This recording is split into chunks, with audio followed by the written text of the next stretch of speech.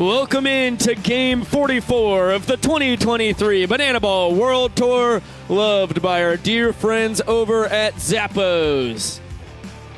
The Nanners and the Party Animals doing battle once again. The Animals 17-14-2. The Bananas vice versa against their arch rivals, but 21-20-2 overall, above 500 after their win against the Aussie Drop Bears on Saturday night for the first time since March 11th when they took down the former major leaguers of the MLB PAA. It is a beautiful, thirsty Thursday in our city by the sea. And live from historic Grayson Stadium, welcome into the broadcast booth, Josh Talevsky, Biko Scala. So happy to have you watching, and it was really unfortunate in the 4 games that the Drop Bears played here that 2 of them were rained out. 76 Banana Ball games of all time, and those are the only 2 rainouts, but it was still a smashing success besides the precipitation. I mean, it was a lot of fun. We had some incredibly memorable moments, from a Vinny DeRubius trick play catch to a Party Animals game that we got only a third of the way through. Yeah, no, and it was a legendary takeover of Grayson. We cannot wait for it to happen again. Let's take a look at what happened to our 97-plus-year-old stadium here in Savannah as the Party Animals took charge and turned this thing from Banana Land into Party Animal Kingdom. It was really quite a scene. Yeah, I mean, it was unbelievable. The place was unrecognizable.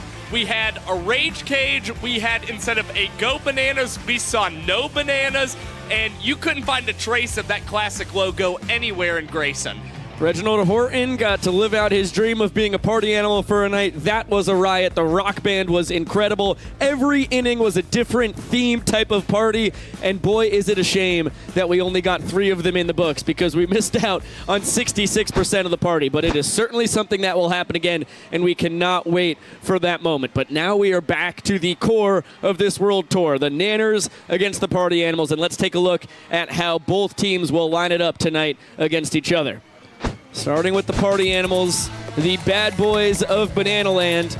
And at the top, it is the switch-hitting center fielder Reese Hampton, the 12th round draft pick by the Detroit Tigers back in 2018, pacing this World Tour with his absolutely astronomical .411 batting average. In the 2-hole, Jake Skoll.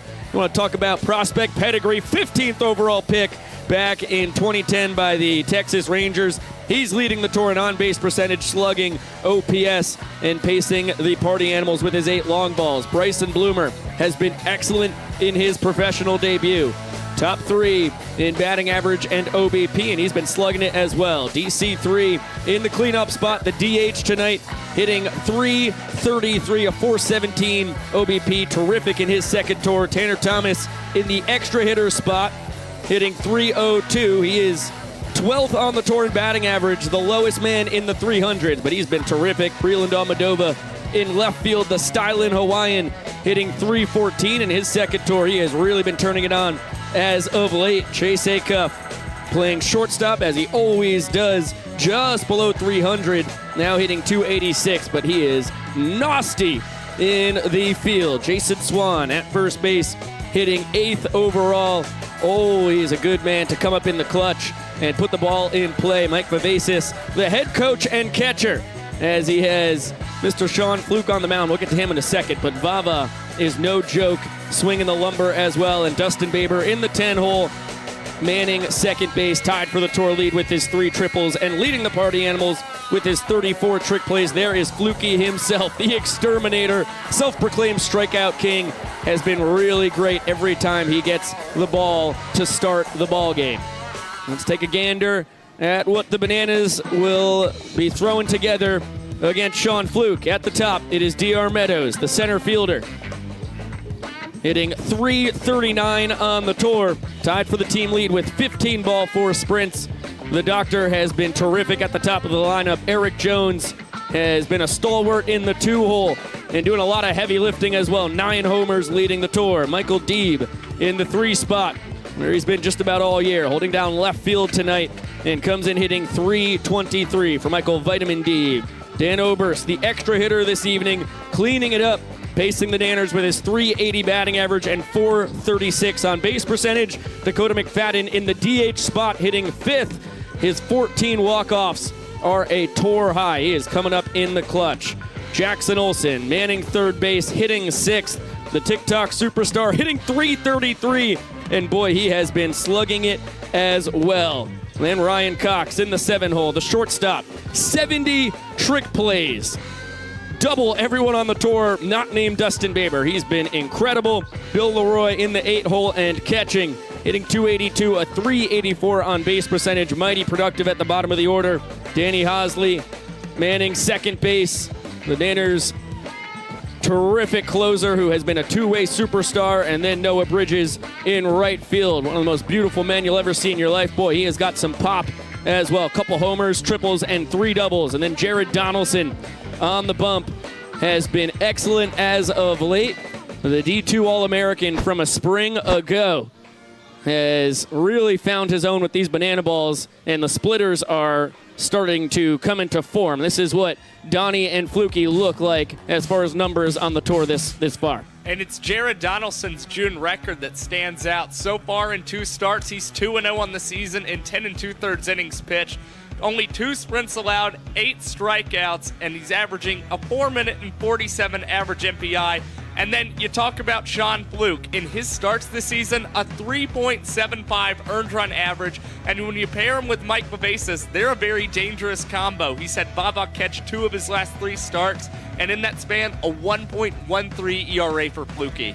Yeah, the boys are incredible friends from back home down in the St. Pete area. And let's dig a little deeper into Jared Donaldson and get some video going so you can really see how he has been so successful as of late. Donnie, in his last 5 starts, 27 innings pitched, a 3.33 ERA, which is elite in banana ball. That would be the second best ERA on the entire tour. Only Danny Hosley has been better here in 2023 overall. And with the league ERA at a 6.09, that mark just absolutely incredible for Donnie.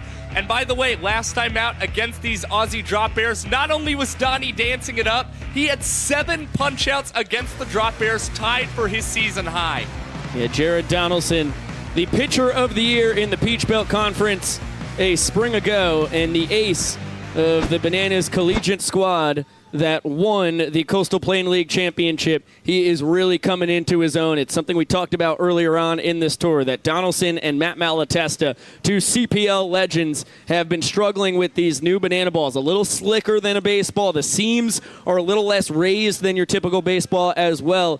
And boy, it didn't take either of them too long to find their groove. And with Donaldson early on in the tour, and even as of late, it had been a lot of feast or famine. But as I mentioned, over those last 5 starts, 4 of them have been terrific. Really only one time that in 4 2/3 innings he gave up 4 runs. Besides that, it has been 2 runs or less in each of those other 4 starts. And just one more interesting stat to note. His last 2 starts against the Party Animals, he's allowed 23 hits to them, yet they've only scored a minimal amount of runs for him. You talk about a guy who is dialing in when he needs to and stranding runners on base. That's Jared Donaldson. Yeah, it's going to be fascinating to see what happens as the Bananas and Party Animals do battle once again. We have a really exciting broadcast for you. Kyle Lewigs is going to be popping on. We actually have the broadcasters that preceded me in Banana Land. Brad Walker and Marge Miller. We're going to be coming on and reminiscing about what Banana Land looked like in 2019 as far as broadcasting and the entire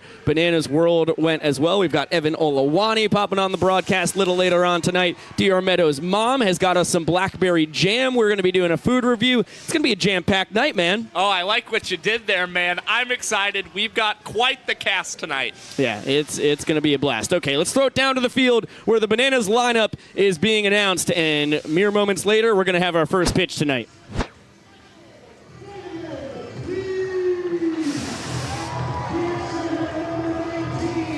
Dan Oberst.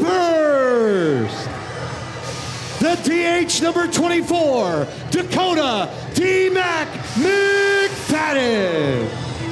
At third base, number 8, our greatest showman, Jackson Olsen. At shortstop, our glove magician, number 6, Ryan Cox. The catcher, numero 1, Bill Leroy. At second base, number 18, Danny Hosley. And in right field, number 9, Noah Bridges. On the mound for your Bananas, number 21, Jared Donaldson. Your Savannah Bananas are managed by Tyler Gillum and Adam Byron.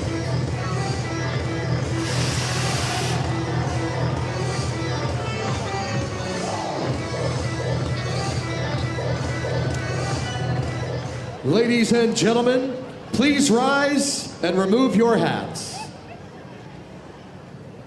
Here to honor America and perform tonight's national anthem, please welcome Emma Gregory. Oh, say, can you see by the dawn's early light what so proudly we hailed at the twilight's last gleaming, whose broad stripes and bright stars through the perilous fight o'er the ramparts we watched were so gallantly streaming, and the rocket's red glare, the balls bursting in air, gave proof through the night that our flag was still there.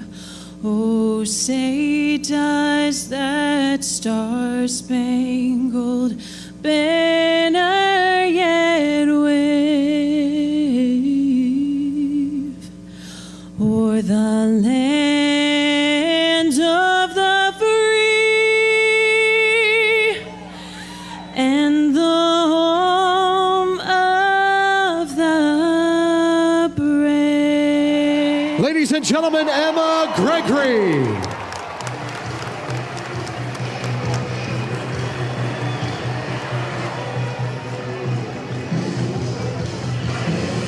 You are watching Game 44 of the 2023 Banana Ball World Tour, loved by our good friends over at Zappos. The 209th straight sellout of historic Grayson Stadium, dating back to 2016 when the Bananas were incepted. It's Jared Donaldson for the Nanners, Sean Fluke for the Party Animals, who are 17-14-2. But the Nanners coming off a sweep of Nashville. Let's take a look at how they align defensively. It's been nearly 2 weeks since these two teams battled it out. For the Bananas tonight, from left to right in the outfield, Michael Deeb, D.R. Meadows, and Noah Bridges. In the infield, third to first, Jackson Olsen, Ryan Cox, Danny Hosley, and Eric Jones Jr. Bill Leroy is doing the catching, and Jared Donaldson on the bump. Yeah, and the Bananas, they've been great. We've seen Michael Deeb, D.R. Meadows, and Noah Bridges all with trick plays in the last 3 completed games for the Bananas, and 168 total trick plays this season, and there's 66 of them which have come here in Grayson. How about that? They are making trick plays at an 89% clip compared to just 80% for the Party Animals. Let's take a look how the Animals line it up against Jared Donaldson. It is Reese Hampton at the top, the switch-hitting center fielder, the tour leader in batting average at .411. Then Jake Skoll, Bryson Bloomer, Dalton Cornett, and Tanner Thomas are the big boomers, although Breland Almodovar hitting the 6-hole, hitting .314. Would certainly like to be a part of that equation as well. And then Chase Acuff, Jason Swan, Mike Vivacis, and Dustin Baber rounding out the order. There is really no breaks when you're facing the boys in black and pink. But what's really something to note for the Party Animals, only 9 runs scored in their last series in Nashville. Down quite a lot from how many they were scoring, 26 across 3 games in Oklahoma and 21 in 2 games in Vegas. Is this offense going to find its old form? We'll see tonight. Jared Donaldson would hope not. Take a look at what he's done across the tour in 68 innings, 49 strikeouts, 25 sprints, and a 6.22 ERA, but we went through it extensively on the pregame show. As of late, he has been phenomenal. Yeah, but the MPI's a little high for Donnie. 5 minutes and 29 seconds and 6 minutes and 16 seconds. The averages across his last 2 starts versus the Party Animals. Despite the success, he'd like to lower that a little bit. Here's Jesse Cole. Fans, it's time. On 3, I need everyone here to yell, "Start the clock." 1, 2, 3. Showtime. We are ready to rumble in Banana Land, live from the hostess city of the South. The Bananas and Party Animals back in action against each other for the first time since a couple Saturdays ago in First Horizon Park in the capital of Tennessee, Nashville. Reese Hampton, the switch hitter, of course, will swing it lefty against the right-hander out of Georgia Southwestern State University. And the first offering, a splitter below the knees. To go with his .411 tour-high batting average. Hampton pacing all hitters with his 15 doubles and leading the Party Animals with 46 runs scored. And what's no surprise for a guy batting .411 this season is the fact that he became the first player in Banana Ball Tour history to eclipse the 50-hit mark. That ball destroyed down the right field line. Hampton's watching it fly right out of the ballpark. Oh, Reese Lightning, his 7th tater tot on the tour, and it was a no-doubt bomb. No kidding. Reese Hampton, that one flying 342 feet outside of the stadium and coming off with an exit velocity of 97 miles per hour. That's how the Party Animal wanted to start this off, as we're going to get a guitar smash at home plate.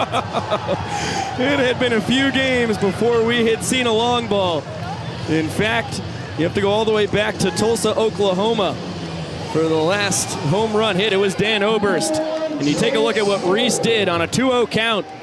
Absolutely turning on that jobber, and Party Animals not wasting any time. Up 1 run here in the first in the blink of an eye. Yeah, in the 64th home run we have seen now on our 2023 Banana Ball World Tour.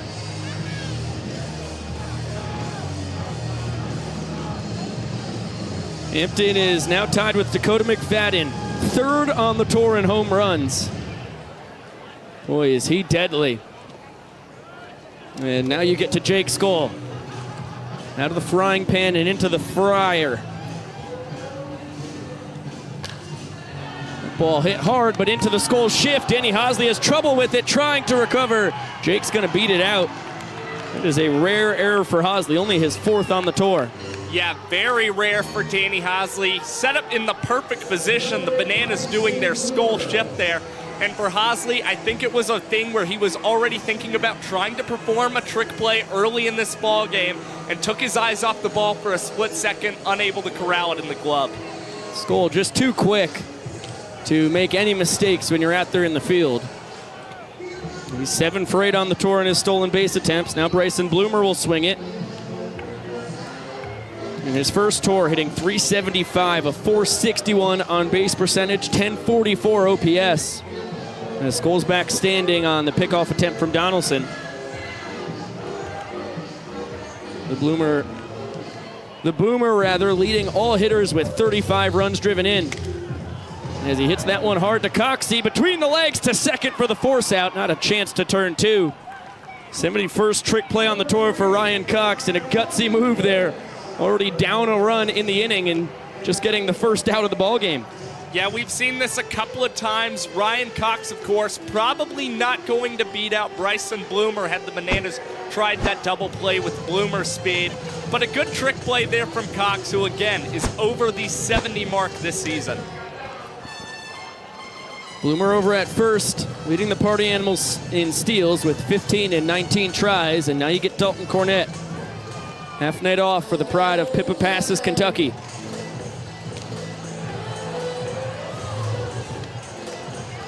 With the man on first out of Lexington, Kentucky. Back-to-back in the 3 and 4 hole. Cornette in his second tour hitting .333, a .417 on base percentage. 1-2 count on him. He's 4 home runs and 8 doubles, but the vast majority of those occurred within the first few weeks of the tour. Yeah, we saw Dalton Cornette actually with a walk-off double for the Party Animals in the canceled final game against the Drop Bears, but he has not recorded an extra base hit for them since April the 6th. Talked to his dad, Scott Cornette, former Major League Baseball player for the Chicago White Sox. Man who has just about every leadership position under the sun at Alice Lloyd College. That one just misses the outside corner. Bill Leroy wanted it, but good call by Vincent Chapman. Trackman confirms that it missed the corner. The heater at 89 will get a 2-2 pitch instead of a strikeout. Bloomer fakes a steal and the count runs full. Scott was saying, although the batting average, on base percentage, still tremendous for his son, would love to see him driving some balls some more. Bloomer off on the 3-2. That one cranked foul. Dalton, after Nashville, actually went back to POTASSIUM. Got to hang out at home for a few days, worked with his dad in the cage. And as Josh mentioned, led to an extra base hit on Monday before the rain washed it away as far as stats care. Another 3-2, another foul ball. And to be on a fly on the wall in that practice, just to go through both of their mindsets. But if there's anyone who's going to get you back in baseball shape, it's Dad, of course. It's a fact. And that is a sprint earned for Cornette. Bloomer was off on the pitch, so he may try and race around and score. Now he gets a stop sign from Sam Claycamp. Cornette stays at first. Remember, in Banana Ball, anytime ball 4 is fired, all 7 fielders behind the pitcher and catcher have to touch it before it's live. And that was terrific sprint defense by the Nanners to prevent Bloomer from scoring. And that's a very close call. Looking at the TrackMan data here, that pitch probably should have been called a strike. That's something Donnie would really like back here, as he's now got runners on the corners with Tanner Thomas up. Dalton with his 19th sprint earned compared to a team low 8 strikeouts. It's the best strikeout to sprint percentage on the tour. Now Tanner Thomas in his second tour at 2018 and 19 Banana, hitting .302.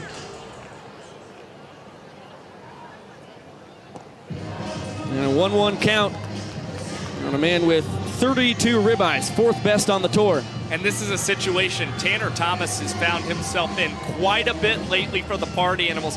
In his last 7 games, he's got 11 runs batted in, as that's a great pickoff by Jared Donaldson. He's going to gun down Joe Lytle coming into pinch run for Dalton Cornette. Correct. Joe Lytle still nursing that sore finger from the DR Meadows slide on the Friday game in Nashville into home plate. And he is the automatic runner for the Party Animals, and now has been caught stealing for the first time in 6 attempts on the tour. Tanner Thomas will still cash in with a stake. Bloomer touches home plate, 2 runs here in the first for the Party Animals. And Tanner pulls into a 3-way tie with Eric Jones Jr. and Jake Skoll for second place on the tour. 33 ribeyes now. And he bats .313 here in the confines of Grayson Stadium. Just a lot of production they're getting from Tanner here at home. Bloomer scores his 39th run of the tour. That is 4th best overall. It is these first 5, make it first 6, that have been so tremendous for the Party Animals. Bill Leroy steals a strike there for Donnie. That one just a hair off, but a great frame. And Breland Almodovar serves that foul. Not caught by any fans, nearly sneaks into the concession stand on the second level of the right field deck. Breland, the styling Hawaiian. 4 years in the Arizona Diamondbacks minor league system. Now in his 12th year as a pro. And he's got a 2-2 count on him. Second tour with the Party Animals. And boy, has he been hot as of late. The batting average up to .314, on base up to .385. And he works the count full. You talk about the on base for Breland. He's got 10 consecutive games where he has reached base safely. just been very consistent as of late. Tanner, of course, off on the pitch. And he'll get to do the same thing with another payoff coming with 2 down.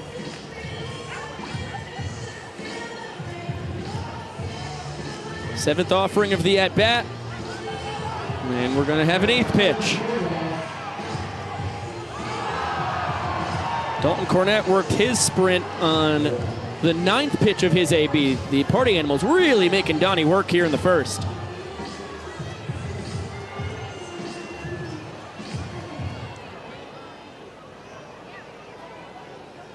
It's now been a 10-minute inning. Tanner off again. Donaldson gets the strikeout. 88 miles per hour elevated. But the Party Animals push 2 runs across. One on the leadoff homer from Reese Hampton. And then the second on the 2-out RBI knock from Tanner Thomas. As you get another look at the K to end the frame.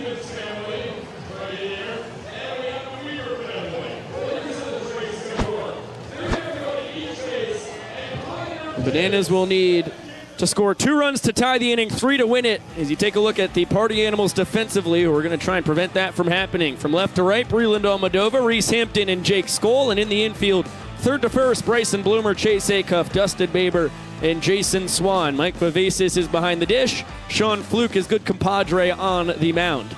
And we're getting very close to a milestone here from the Party Animals. If they're able to convert 3 trick plays successfully tonight, they will have 100 on the season. And with Dustin Baber leading at 34, you've got to think it's possible here in Grayson tonight. They have missed 24 trick plays on the tour, 3 more than the Bananas have missed in 68 less attempts. Here's what Sean Fluke has done since he joined this tour a couple weeks in. And boy, has he really been incredible, especially as a starter. Just 29 and 2/3 innings overall on the tour. 3 minutes and 51 seconds per inning thrown. But his numbers as a reliever, a lot worse than when he gets the ball from the get-go. That's exactly right. A 3.75 earned run average in all of his starts this season. And then you talk about his last start, which came in Savannah on May the 13th. He had a 3-minute and 17-second average MPI in that start, his second best average MPI all season. That is elite speed. It would rank second best on the tour for qualified pitchers as you look at what the Nanners will send to the dish against him. D.R. Meadows, Eric Jones Jr., Michael Deeb due to swing it in the first. Dan Oberst, Dakota McFadden, and Jackson Olsen wrap up their big 6 at the top of the order. And then Ryan Cox, Bill Leroy, Danny Hosley, and Noah Bridges hitting 7 through 10. Yeah, and we see quite a different Bananas team on the road versus at home. The Bananas batting .305 in all of their away games, but here in Grayson Stadium batting just .274. They're looking to improve that tonight. Flukie is a crafty man on the bump. Saw a 79-mile-an-hour changeup as his first pitch of the game. Steals a strike, but D.R. Meadows serves that one down the right field line. Jake Skoll scampering after it quickly. Big round, and he's going to throw it behind D.R. Tag from Swan is late. And Mr. Meadows, who came in hitting .339 with a .429 on base percentage, continues to be a menace at the top of the Danners order. And you can just tell that he's hitting well, especially when he's driving balls out to the opposite field. 51.2% of his hits this season have come to left. To see him drive it out to right field just tells you how well he's seeing the ball. The doctor loves to run. Eric Jones Jr. at the dish, though, is a man who deserves as much attention as you can give him. Hitting .348, a .431 on base percentage. He tattoos that one to left center. Breland Almadova's not going to get there. DR getting a stop sign at third base. It's the 8th double of the tour for Eric Jones Jr. Inning tying run is in scoring position, and all of his teammates, sans Mr. Meadows, is going to join him out on second base for a little line dance. Cowboy Kyle at the forefront.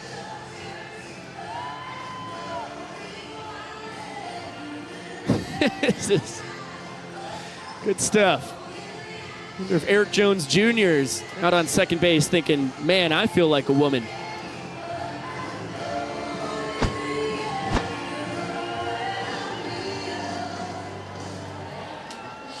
Couldn't have scripted a better start offensively for the Nanners. 2 men in scoring position, nobody gone.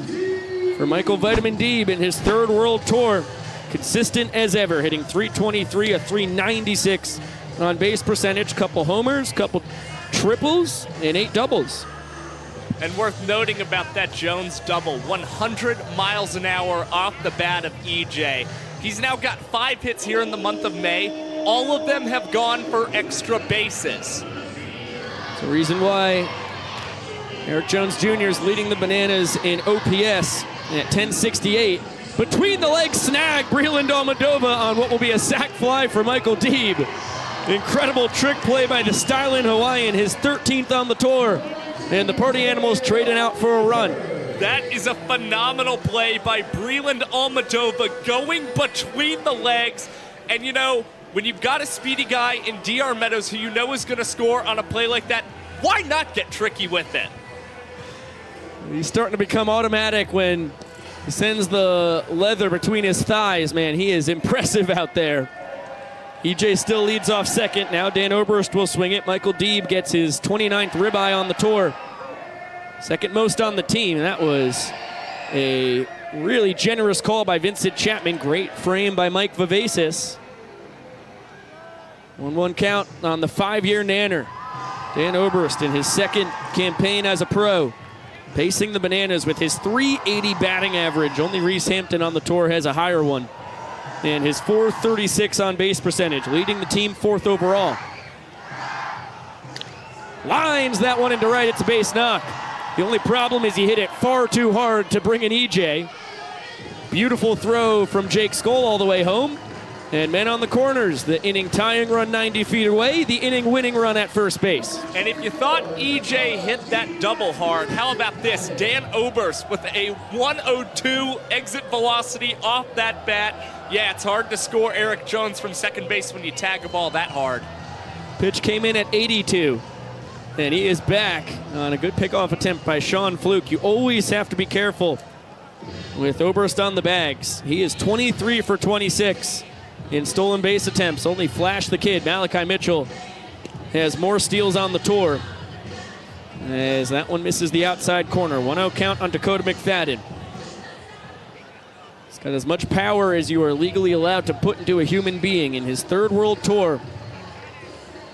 Leading all hitters with 14 walk-offs. And Vincent Chapman, once again, generous off the outside corner. That is a place that pitchers ought to be living here tonight.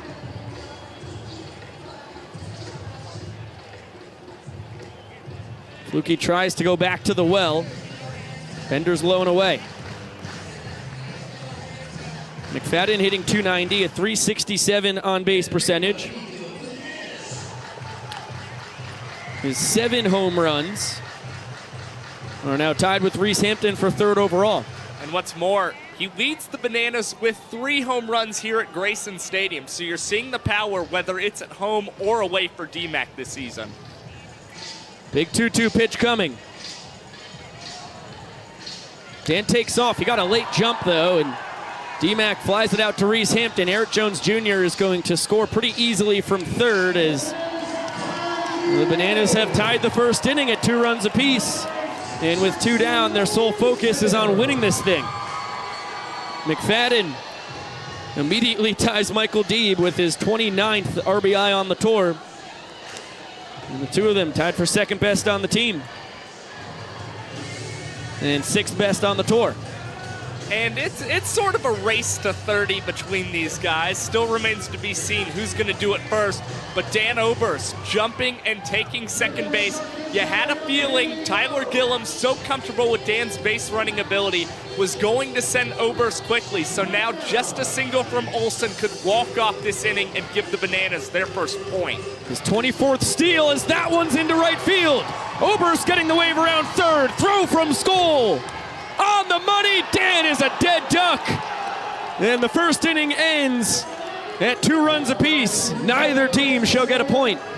Great throw there from Jake Skoll. He started the season as the Party Animals' everyday first baseman, but you've seen more of a move to the outfield for Skoll, and with that arm, you can see exactly why. A perfect throw to nail Dan Oberst and keep this game at 0 points. Well, that was a thrilling first inning. Let's take a look at why Kyle Lewigs and Vinny DeRubius were co-showmen over the night on Saturday. It was a fantastic night for the Bananas against the Drop Bears. We get into this. It's Kyle Lewigs, the co-showman, picking up his third of the season. How about a little donut clap here in the first inning facing the Drop Bears? And there's a punch out. Kyle coming off the mound and celebrating a little bit. And now a cricket pitch popped up, and it's Dan Oberst making the catch, and the guys carrying Kyle off the field, celebrating with him. Now, Kyle, not just a great pitcher, he's going to nail the 3-2-2. And how about this? A ground ball. He's going to field it. You know he wanted the trick play, but he goes to first, gets the out anyways.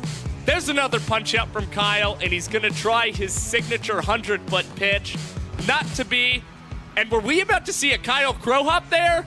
No, not quite. But Kyle, he's still getting the punch out to end the sixth. 6 strong innings from Kyle, and he picked up yet another win against challengers this season.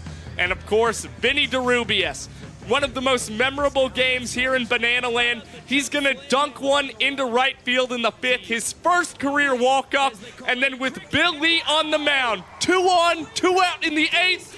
Behind the back tornado trick play from Vinny DeRubius, his first of the season. Are you kidding me, Vinny? It was a miraculous evening for both Kyle and Vinny. Would have been doing a disservice to either of them to deprive them of a Showman Award as we get to the top of the second inning. Chase Acuff, Jason Swan, and Mike Vivacis due to swing it. And with Jared Donaldson back out on the bump, and a 1-1 count on the Party Animal shortstop. What a delight we have in the booth. Before there was Biko, and before there was Chad, before there was Josh, there was Marge and Brad. Brad Walker and Marge Miller, thank you so much for popping on the broadcast. How you guys doing tonight? Doing great. So happy to be back. It's been a long time since I've been back in Banana Land, but so remarkable to see everything that's happened over the last 4 years. Thanks for having us, Biko. Absolutely my pleasure as Acuff bounces it to his counterpart. Between the legs, kiss of the ball, Ryan Cox. His second trick play of the night, 72nd on the tour. He makes it look oh so easy, 1 down for Donnie. And now it will be Jason Swan, the pride of Jacksonville, Florida, hitting .271, a .356 on base percentage for the 5-year man out of Georgia Southern. And first pitch from Donnie is going to be behind his tuchus. And it is a 1-0 count. So for those who are not watching Bananas broadcasts in 2019, Brad, you were where Shark is basically now, Correct. kind of right next to him. And Marge, you were down in the Bananas dugout. Yes, that is correct. How wild was that broadcasting experience? I tell you what, it was absolutely nuts. I mean, it was kind of from a ground-up mentality, but it was definitely a lot of fun. Always, like always with the Bananas, a ton of support was along with it. So it was pretty cool, honestly, broadcasting with the fans because you're never at a lack of energy with everything going around. So it was a lot of fun, and it's cool to see where it is now. Swanee pops this one up right side. Eric Jones back into fair territory. Will make the snag for out number 2, and now it'll be Mike Vivacis, the player, coach, and catcher, hitting 200 right at the Mendoza line, 5 for 25 on the tour with a double. But 2 ball 4 sprints compared to just 1 strikeout. He is going to put the ball in play. And Marge, I mean, what was that like being in the dugout and doing some color commentary interviews? I mean, you were all over the place. Yeah, being in the dugout was actually incredible. It was so cool to see the guys kind of just interact with each other, and how they interacted with the fans was also awesome. So it was a super cool experience. Now, I heard, after big plays, especially after home runs, you could just grab guys immediately to get some impromptu interviews. Oh yeah, just a little tap on the shoulder, and they knew to come over. It's pretty special. 0-2 on Vava. And Donnie sends the splitter in there at 81. Good hold there from Vivacis.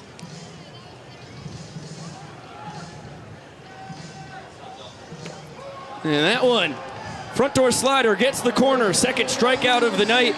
And a tale of 2 innings for Jared Donaldson as he sets down the Party Animals in order here in the top of the second. Yeah, after a 9-minute and 37-second first inning for Donnie, how about 2 minutes and 58 seconds there in the second?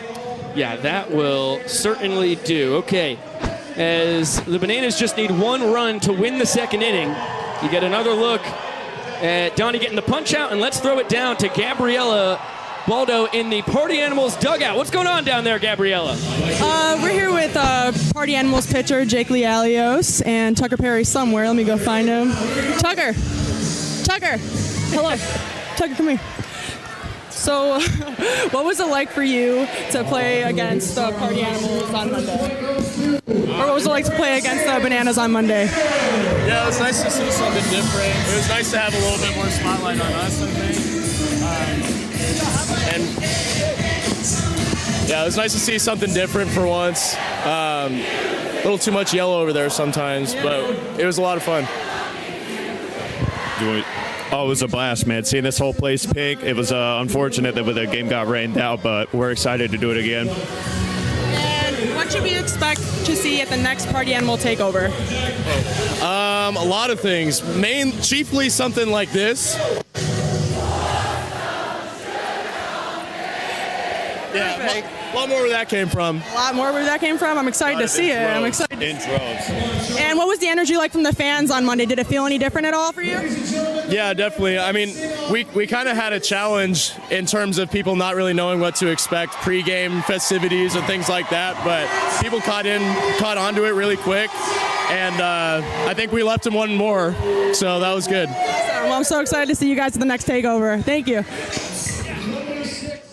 Thank you very much, Gabriella. Jake and Tucker down there. The Party Animal Takeover was a legendary evening, unfortunately cut short by Mother Nature as Sean Fluke trying to hold serve here in the second inning. Ryan Cox serves that to left. Breland underneath it. He's going to go behind his back, and he just makes it look so easy. 2 for 2 on trick plays tonight. That was a beauty. I mean, Breland just continues to speed up his pace of making trick plays for the Party Animals, now pacing the team in the outfield with 14 trick plays this season. It might not be too long before he's challenging DR Meadows at the top of that outfield leaderboard. DR with 23 and coming off the first ever 3 trick play game for an outfielder. So with 1 away, Sean Fluke sets his sights on the 6-year Banana, Bill Leroy, who is swinging early, and he was going to send this one to Reese Hampton in right, and he will make the snag in right center, rather. And a heck of a start for Flukie. 1 out away from holding serve here. Now Danny Hosley, the second baseman.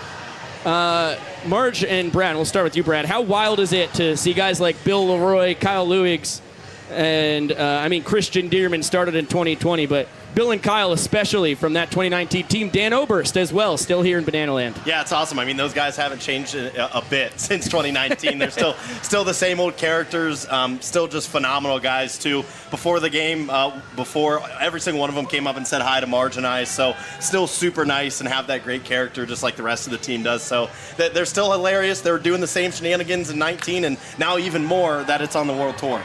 1-1 pitch lifted to left center. Reese Hampton tries to go behind his back and comes up empty. Danny Hosley is going to race into second on the trick play missed. Reese is now 4 for 11 on the tour, and that spoils what would have been an immaculate MPI for Sean Fluke. Biko, you have no idea. Reese Hampton does not understand the magnitude of that trick play miss, but it was quite possibly about to tie Christian Dearman's MPI record of 1 minute and 13 seconds. Well, that is just about the worst news I've heard in the past few weeks. Sean Fluke is going to have some choice words for his center fielder. We're always about the trickery in Banana Ball, but we were on pace for a historic inning. And now the inning-winning run is in scoring position, and we've got a 1-1 count on Noah Bridges, the right fielder. And that's a tough one. Hosley has great speed on second base. Bridges has 7 walk-offs on the tour, although he's only hitting .208. This would be a big moment to come through, capitalize on the bold trick play attempt from the Party Animals. 2-2 count on Noah. Now, I know Bill Leroy didn't hit any home runs in 2019, but you ever get any fun interviews with him in the dugout? Oh, tons with Bill. He is a hoot and a half, and we just love having him around.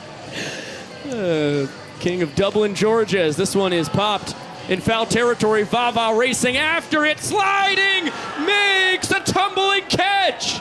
Mike Vivacis saves the inning for the Party Animals. And we have a scoreless second inning. No points in our ball game, 2 frames in.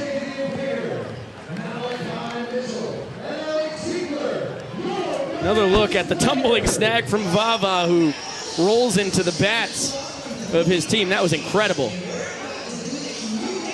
Slap a star next to that one in your scorebook at home. And as we get the player dance, Maceo out there with Malachi Mitchell, Vinny DeRubius, DJ the Invader, and Alex Ziegler out there. You have any legendary player dances throughout the summer of 2019? Man, I would say the number one that stuck out was Marge can attest the song, but it was with Alex Deegan. Really took that one over.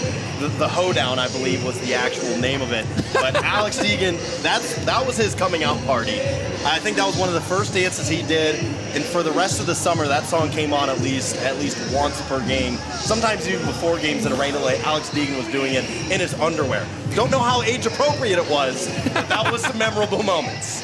Oh yeah, the Get Up. Yes, They're talking the Get about? Up, yeah, The Get Up was super good, and then the Britney Spears one that they did a few times was really good with the chairs. Yeah, it's either Hit Me Baby One More Time or Toxic. I've seen them do both, but both phenomenal. Both are legendary. Maceo, I think that was his first year too, was back in 2019. He came on the scene and everybody's like, oh no, where's Darius, the former dancer? But Maceo on FanFest night 1 took everybody's hearts and was wowing the crowd every chance he got. I mean, the guy can do literally anything. It was so much fun to be around him. Yeah, what an incredible addition he's been to Bananaland, has turned into a fan favorite. Speaking of them, Dustin Baber in the 10-hole with his patented Irish jig up to the dish. Bottom of the order, trying to feed the top for the Party Animals. 10-1 and 2 as Bill runs out of room, but will climb the wall for good old fun. Baber, Hampton, and Skoldu to swing it here in the 3rd. And can you talk a little bit about what it was like to see Alex Deegan come into Bananaland? I mean, someone who's never pitched as a pro. He was 2019 and 2020 Banana, but came in very shy and broke out of that shell quickly. Yeah, I mean, he was a tall guy. Everyone saw him, but he didn't really say much. And then all of a sudden, he's the main dancer in the dancing. So he wasn't doing it with his words, but once the fans and the team and obviously went crazy on social media, kind of found out who he was, I think he felt a lot more comfortable in that role and really gained his voice. So, I mean, I don't think I said more than 2 words to him the first couple weeks, but that first player dance he did, everybody just sees this 6'10" figure dancing like crazy. He found a family. It was so cool to see, especially when it came back in 2020 as well. And 6'10" is not an exaggeration. He's literally 6 feet 10 inches tall. The Kentucky Wildcat, as Baber pops out to his counterpart. Danny Hosley at second base makes the snag. And now Reese Hampton will swing it, who led off the ball game with a towering home run to right. And extended his hitting streak once again. Yeah, the hit streak now at 25 consecutive games for Reese Hampton, the longest we've ever seen in Banana Ball history, and he also has scored a run in 16 consecutive games. Mind-boggling. As Donnie is going to bring in Cox, Hosley, and Meadows for a little synchronized boogie. Toe action here, kicking the heels out. That was really something else, as Hampton yanks it foul. Reese had extended his hitting streak to 25 on Monday with a double. Of course, that got washed away with the rain. So how wild is it to be back in Bananaland and see what this whole thing has turned into? Not less like wild, but it's just actually super cool to see how far y'all have come and just the impact you guys have on fans and the community now. Hosley with nothing tricky there, but he will get the out as Donnie has retired 6 straight now, and Jake Skoll will swing it with 2 away. Yeah, it's definitely crazy the way like Marge had said, everything has come, and it's almost fun now being in that fan role at tonight, because I don't know what's going to happen. I had an idea what was happening when I was doing games, right. But now to be just completely blindsided with everything is absolutely phenomenal, and it's cool to see some of the old traditions they used to do back in 19 still come to the forefront. Skoll reached on an error his first time. Well, I've got a real cushy job here. I roll in around 11 a.m. on game days. I'm working on my game notes. I've got a bajillion statistics written all over the place. Brad, that was not the case for you in 2019. Yeah, back in 2019, we were definitely a little bit smaller of a family than what the Bananas are now with a daily routine. Coming to the ballpark, Marge and I had to be here early, just like everybody else. It was a team effort. I mean, from ballpark operations, cleaning things up, getting food ready, it was all hands on deck. Whether you're a finance person, broadcast people like us, truly everybody stepped in to make this thing work. And that's why it's so cool now to see everybody have a little bit more individualized roles with how big it's grown.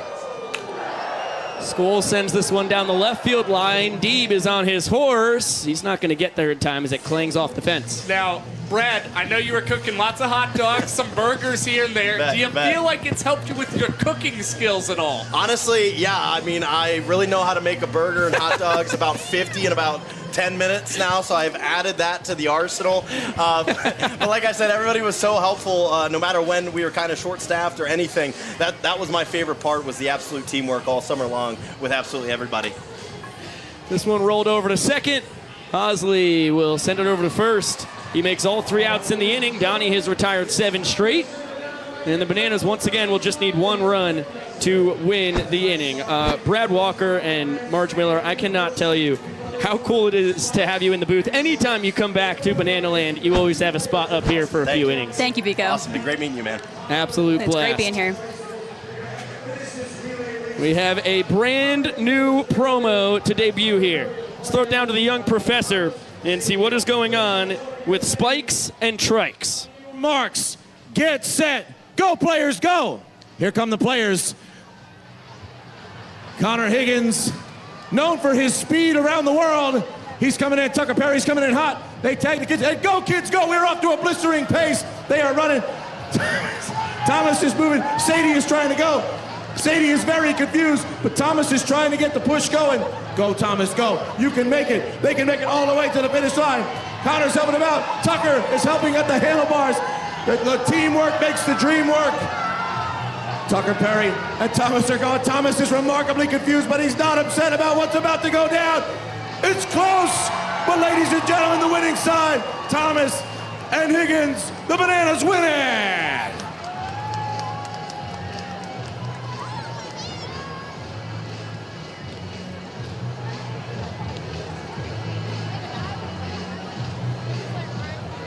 Now batting for your Bananas, number 5, DR, the Doc Meadows. And ladies and gentlemen, make some noise for our dancing first base coach, Maceo. Maceo Harrison out to coach first base, trying to inspire a Nanners rally. We are locked in a pointless tie. First inning was 2 runs apiece. Second inning was scoreless. And we're at the top of the order here in the bottom of the third. DR Meadows, Eric Jones Jr., Michael Deeb all due to swing it. And a 1-2 count on Meadows, who led off the ball game with a single. Came around to score.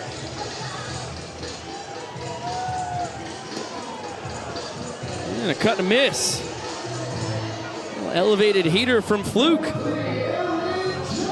for his first strikeout of the night. And that's what we're seeing a little bit more here in Grayson Stadium. Sean Fluke, he's pitched fewer innings in Grayson Stadium than he has on the road, but he has more strikeouts here than he has in road games. In fact, those numbers...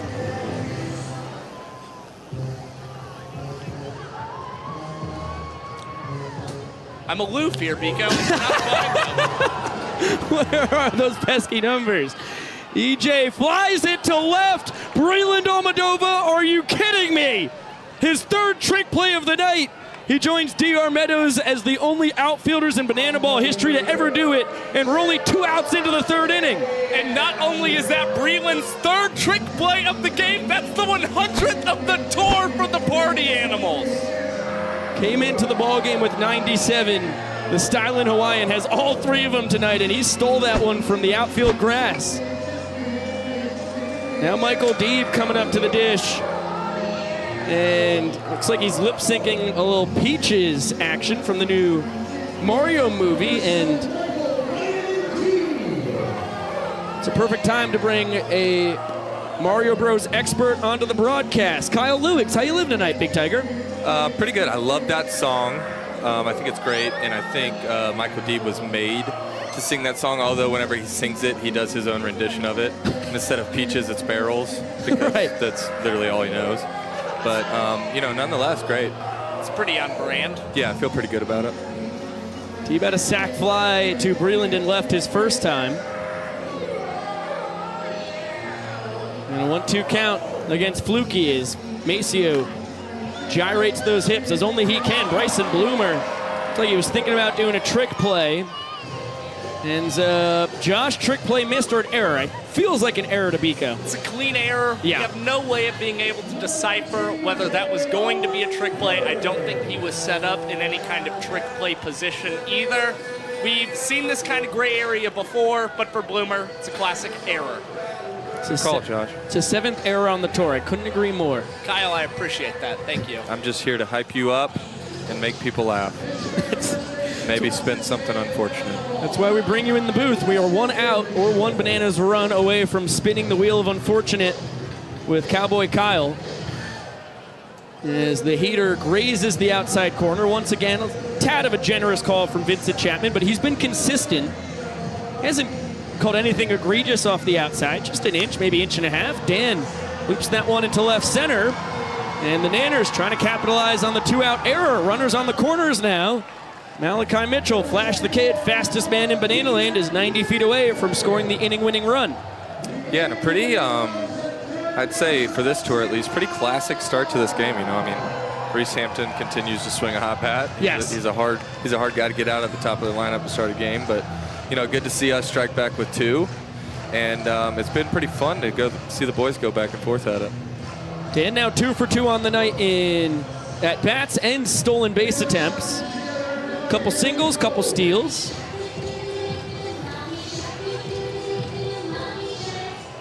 Oh my gosh. Took the words right out of my mouth. Oh, wow. Talk about egregious. 0-2 count on Dakota McFadden. And the heater at 85 is up. That's just about as hard as Fluke throws it, but he mixes in the 12-6 curve, the slider, and changeup. Nothing is straight. And he has great control of all of them as Dakota McFadden right back up the middle. Malachi scores. D-Mac with his tour leading 15th walk-off. Nanners lead 1 point to zilch. I mean, we're getting pretty used to this from Dakota McFadden. A solid single up the middle for him. He's batting .306 with runners in scoring position this season, one of the highest marks for the Bananas. And not only is that a walk-up for D-Mac, but it scores the Bananas' 250th run of the tour. How about them apples? Get another look at the 3rd inning walk-off single from Dakota McFadden, who is as clutch as they come. And we pop up into the broadcast booth. Cowboy Kyle Lewis, Biko Scala, Josh Talevsky off screen. Spin that thing. Play-by-play guy always goes first. That's the roll of the Wheel of Unfortunate. Time to whit that gwitty. Oh, nice. How long that's going to go for? Point at bat. Okay, I thought you were going to do the whole inning. I don't know if you're crazy like that or not. It looks like blue steel face. You know what that is? No, what is that? That's from Zoolander. Josh, can you give... Can you give me a blue steel face example? You want to give him some Riz, Kyle. How about that? Could you just Riz up the camera for everybody? I don't know what Riz is. It's like... Just look sexy, man. Yeah, come on. You turn got on this. Turn on the juice, Kyle. I got to spin. So that's a face. 5 gift members. Good stuff. So blue steel, Kyle, you kind of want to be like... You pucker the lips a little bit? Yeah, that's better. Good. I'm liking what you're putting down there. Look at this go. That's a phenomenal. Feels like Ben Stiller's right next to me here. I like this. Pose, you're beautiful, baby. Another angle. Good. Oh. Yeah, blue steel 1, 2.0, 3.0. A lot of blue steels from Cowboy Kyle here. We head to the top of the 4th inning. Jared Donaldson back out on the bump. And for the party animals, it's going to be the meat of the order, 3, 4, and 5. Hit that gwitty. Bloomer, Cornett, and Tanner Thomas due to swing it. Grayson reached on a fielder's choice, came around to score. Oh my gosh. Oh, we're gwittying things off the table here. That's a fact. That one bounced barely foul down the third baseline. 1-1 count. What would you rate your gwitty on a scale of 1 to 10? My gritty's like a, I don't know, 5.2 maybe. I think maybe I'm slightly above average. Okay. What do you guys, this is a great question. What do you guys think are the key components to having a high caliber gritty? I would say definitely rhythm is up there. I would say the 3 keys of a good gritty would be rhythm, different arm movements, and a little bit of blue face steel, you know. You gotta toss some of that in there. Blue steel. Blue steel. Blue steel. That was blue face. In your face. Blue steel face. I think Blueface Killer is like a rapper maybe. I'm gonna be honest, guys. When I first spun that, I thought it was some kind of drink. I thought it was like a new Powerade or something. You know, they came out with those. Chug a blue face. Yeah. Chug a blue steel face. Yeah.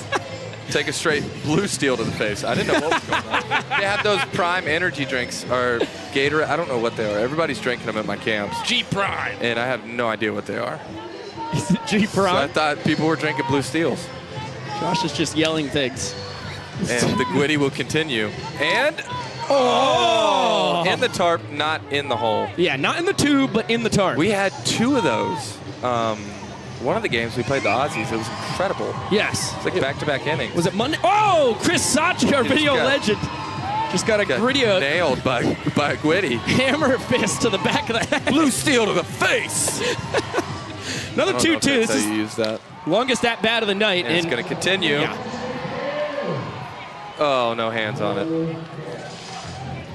Bloomer, Josh, do you have a pitch count here? This is going for a while. We're about to see the 7th pitch of the inning, which is actually not the longest at bat of the night. No. I hate to break it to you, but when you gritty, you kind of think it is. So I don't blame you there. And we're going to keep doing it, Josh. I'm going to put you on the spot here. When was the last time a fan caught a foul ball in a game? I feel like it's been ages. A fan caught a foul ball in a game. It was in Oklahoma. This is insane. Nope. Not caught. I thought it was going to be off the berm there, but no. So, Josh, we are about to get our 9th pitch of the at-bat, which will tie the longest at-bat of the night. Actually, this will be the longest AB of the night now. It's about to be the 10th pitch. Would you say that this is the longest you've ever gwittied? Yes, it actually is, by far. To center field, D.R. Meadows tries to backflip and catch it, and he nails neither. And I finally get to stop grittying as Bloomer reaches on the trick play missed. Need some water or something? What do you need? Oh, man, You all good? I feel great. Okay. Something about, like, grittying. I think it might be possible. You had a really good jumping jack pace, didn't you? It was a lot of jumping jacks somewhere in the booth. They broke it down how many you had on average. Vincent Chapman dusts off home plate and now has thrown away just about all of his important umpire accessories and is absolutely breaking it down. It amazes me how many moves he combines into one. It's like a tornado of just pure shaking chaos. Fun tad bit on Vincent. I invited him to come for our last day of camp of the week tomorrow morning. I challenged him to actually umpire all 5 banana games that happen at once on the field. Yes. And I've definitely G-rated down the playlist that I'm going to be playing while he umpires to make sure that it's kid-friendly. Bloomer was off on the pitch. It's fouled away. And a 1-1 count. I think Bill just tried to use the force there. It's either the force or he wanted to Spider-Man zap it with some web. I was hoping you were going to say that because I just saw the new Spider-Man. I thought he was firing at it with like a pistol. I thought it was like pull. Oh, like he was shooting skeet. Yes, nice. Exactly. That's what I saw. Feels like we they could usually use do that with a shotgun, not a pistol, but tomato, you know. I'm not an expert in that. Trust me. Chad thinks it's Spider-Man. I thought it was Spider-Man, and I would give the Spider-Man Into the Spideyverse, I think is what the new one's called. Yes. Saw it in theaters on Carry the One. What's today? Thursday? Yesterday. No, Tuesday. That one popped into shallow left, deep coming in, Cox going out, and Ryan makes the snag for out number 1. Dalton Cornett 0 for 1 on the night. He had a one-base sprint his first time. Pretty good film. Little bit slower action-wise, and it left you on like one of those to be continued right when something crazy was going to happen. So there's going to be another one. I would not rate it as high as the first animated Spider-Man I saw. Tanner Thomas will swing it with 1 away. RBI single back in the first inning.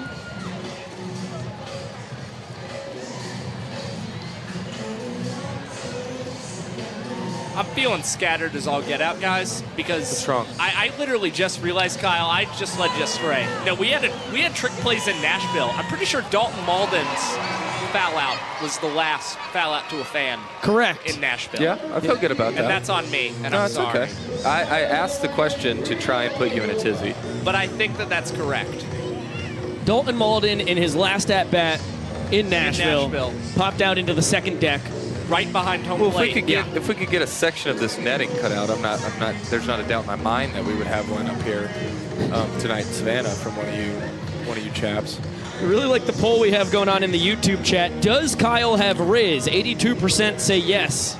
Now 81%. 19 say no. I've definitely got blue steel to the face, baby. Is that how you use it? Blue steel up in your face, bro. Yeah. Just like that, you guys are both using it perfectly. Breland struck out his first time on an elevated heater. Wow, that one down and out.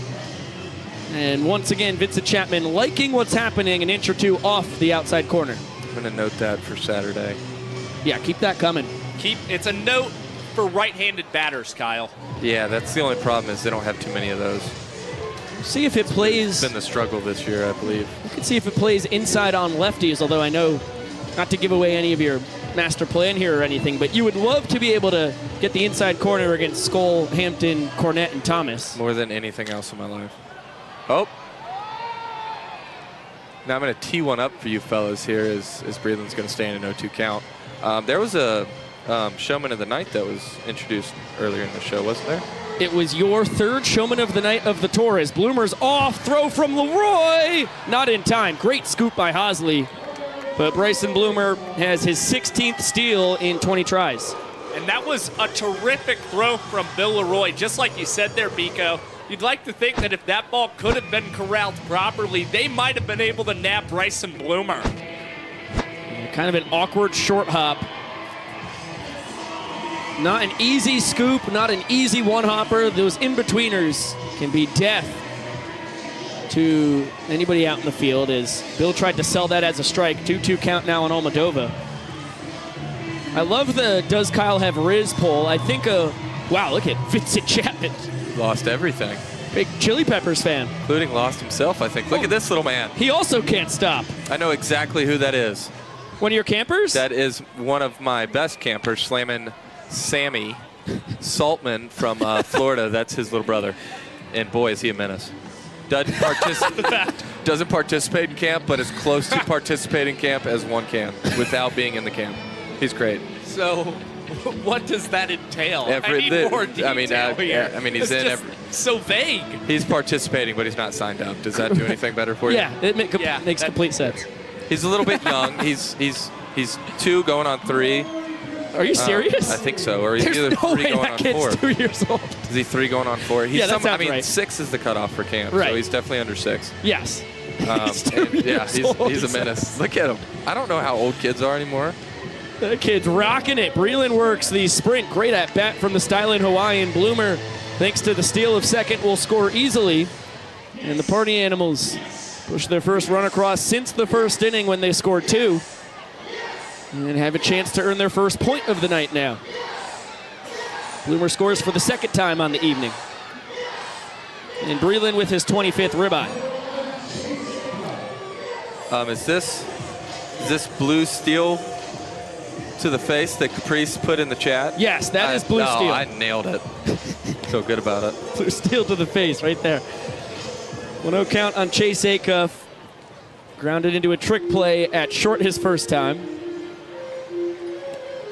And a 2-0 count on the man out of St. Pete, Florida. Now, is that a movie, Biko? Yes. Scratch that to another one of the movies I haven't seen. Wow. Zoolander, that's a classic, man. Steve Kellogg, please do not feel like you need to send that movie. Steve's about to get on you, Kyle. I knew it. I'm already in the hole. We've got to watch. What was that movie, Biko? What do we have left? Young Frankenstein. Yes. And then Airplane 2. I've never seen Airplane 2, but Young Frankenstein's one of my favorites. Yes, they're both still at my house. We need to get on those. Just been a tad busy as of late. Is that Mel Brooks? Yes, it is. Yeah. Instead of the classic Igor sidekick for Dr. Frankenstein, it's actually Igor, Kyle. That doesn't mean a whole lot to me right now, but I'll get back to you after we watch it, Josh. Trust me, it's classic. It's hilarious. Just trust us, bro. It's really funny. This one into the lower level of the right field deck, bobbled by fans. So Acuff with another chancer on a 3-2 pitch. Dude, bro, you've got to watch Young Frankenstein, bro. It's so funny, bro. Just trust me, bro. It's great, bro. Josh, you're freaking me out right now. Glitch in the system for our analytics statistical savant as Acuff works the second straight sprint. Breland off on the pitch, might test the Banana sprint defense. No, he gets a stop sign from Slammin' Sammy Claycamp. Not to be confused with Slammin' Sammy Saltman. Correct. His little brother, that's 2. Right. I mean, is it that far off? 2, 3? A lot changes between 2, 3, 4 years old. It's a big difference. I guess you're right. Acuff with his 12th sprint on the tour compared to just 9 strikeouts. He's a tough cookie at the dish. Now runners at the corners as Jared uses that exaggerated outside corner once again. That one an inch or 2 out, but a great frame by Bill Leroy. That's something that you and Bill have done a lot over the past 7 years together. You find a spot that an umpire likes and you'll just keep going back to the well on it. It's my favorite thing in baseball. You call it teaching an umpire. To call a ball a strike. Yes. Sometimes Vincent doesn't want to learn, though. And that makes it not as fun. Yeah. Frustrating, some would say. Now, Kyle, here's a question I've actually been dying to ask Please ask me, Josh. I mean, you're coming off your 3rd Showman Award of the season. Thank you for bringing that back up in the chat. This one chopped into left field. Diving stop. Ryan Cox doesn't have a chance to get it out anywhere. Jason Swan picks up his 20th stake on the tour. 2 runs here in the 4th for the Party Animals. As Breland scores for the 21st time. And Josh, you can resume your cue, buddy. I'm dying. I'm literally sitting on the edge of my seat that I'm not in. Right. We're all standing, for anybody wondering. So, yes, 3rd Showman Award. Congratulations. Thank you very much. But your first, without Bill Leroy as your catcher, what was it like working with EJ? I mean, you've worked with Bill so much throughout your time here in Bananaland. What's it like to be behind the dish or be on the mound with another catcher behind the dish? I think I mean, first off, great question. I mean, phenomenal. Really good question, Josh. I think it served an advantage to me because I think that, you know, with me and Bill having so many games and him calling so many games with me on the plate. Bava skies this in the infield. Coxey underneath it. Vivacis 0 for 2 on the night. Party Animals strand a pair, but they do push 2 runs across. And for the second time tonight, Sean Fluke will try and defend a 2-run lead as the Party Animals trail the ballgame by 1 point. And it is Hey Baby O'Clock in Bananaland. Kyle, you were talking about pitching to Eric Jones Jr. I think it really helped me out because I think, you know, out of all the times that Bill's been behind the plate and I've been on the mound, I feel like we've kind of at times fallen into a rhythm of pitch calling and what we like to throw when and who we like to throw what to start at bats. So I think, you know, having a fresh mind back there to call pitches was definitely an advantage for me. I think I got him a couple times on, you know, some fastballs I cut accidentally that he's not used to. There was a slider where sometimes my slider looks more like a curveball, and I think it bounced and he got on when I struck somebody out. But, I mean, other than that, EJ's a great catcher, obviously, with the track record with him being on the Mariners and everything like that. You know, we're not going to have somebody behind the plate that's not capable of getting the job done. But I think, you know, it was a breath of fresh air, and I think it was good. Now, can you recall the last time you donned the blue and yellow and Bill Leroy was not behind the plate for you to start? Yeah, I couldn't even begin to tell you. I can't even Your last start try to. without Bill Leroy? Yeah. Or your last outing? Just the last time I've thrown a pitch in a game with the Bananas when Bill was back there. Oh, boy, with the Bananas. Couldn't tell you. Because without the Bananas, you go back to Jackson State. Yeah, definitely. But before then, I mean, it could be 2019. That's unbelievable. 2020. Okay, so this might not be the most recent, but the last game that I can actually recall was the 2021 or 2020 championship game in Macon, where the catcher from USF caught me because Bill was back at school for a meeting when I was transferring. Joshua, what was his last name? Good ball player, USF catcher. He was a great ball player. Yeah, him and blanking on all kind of names here. Saltonstall, they were teammates. Ryan Saltonstall. Yeah, and it was Joshua, I want to say South, but that's not right because that was a pitcher. That was the man who started the game and you came in relief of. Joshua,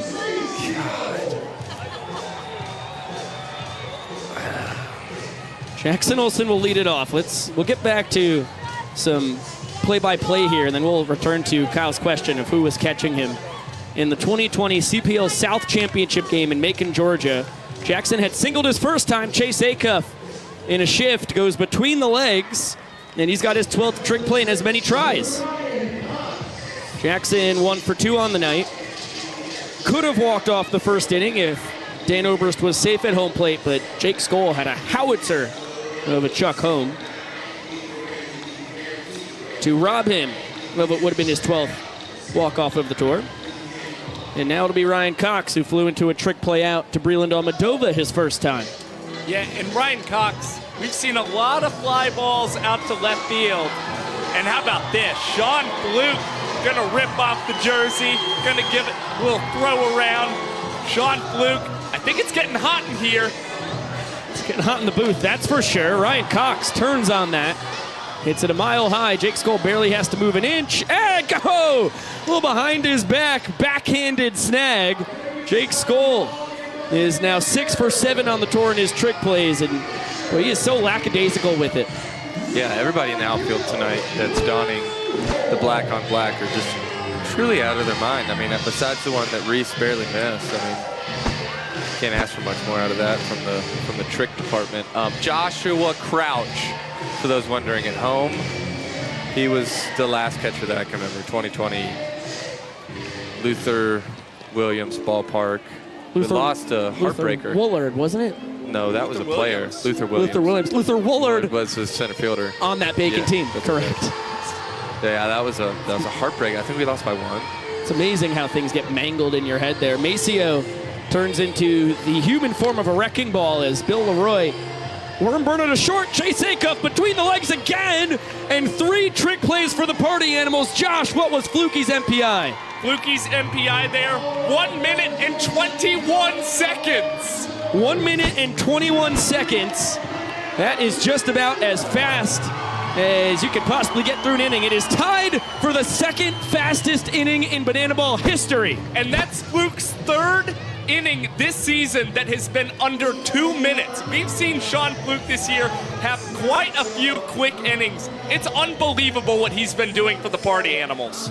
And to think that he could have had the all-timer earlier if Reese Hampton did not attempt that trick play that was aforementioned by Kyle Lewis. We'll take a back seat as the Banana Nanas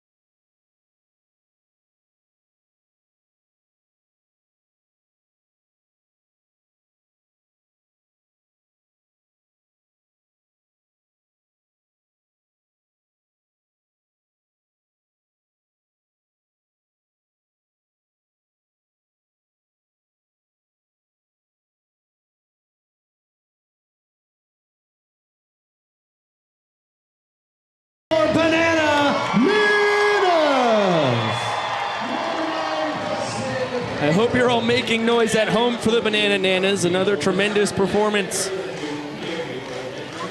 by the best dance troupe this side of the Mississippi. And just like it was in the third inning, it's going to be 10-1-2 for the Party Animals here in the top of the fifth. Abrahampton and Skoll to swing it. Dustin popped out to second his first time. Donnie back out for his fifth inning of work, wondering it's going to be his last of the night or not. We've got a couple tricks up our sleeve I think we're looking to employ this evening. We're tied 1-1 now, right? It is a 1-1 game. Party Animals won the fourth inning 2-0. And I've got a note to make about some cinematic masterpiece that since we've been talking about a lot of it. Backhanded by Hosley, and once again, he gets his counterpart out. As well as Josh, I think you can go first. You have a note on some trickery that you are pretty ecstatic about.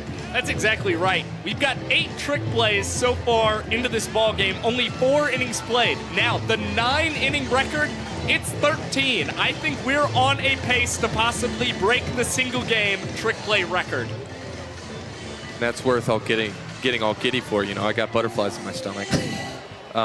Another instant when I had butterflies in my stomach was yesterday after camp. We were supposed to have a team meeting that led into practice, but it ended up raining.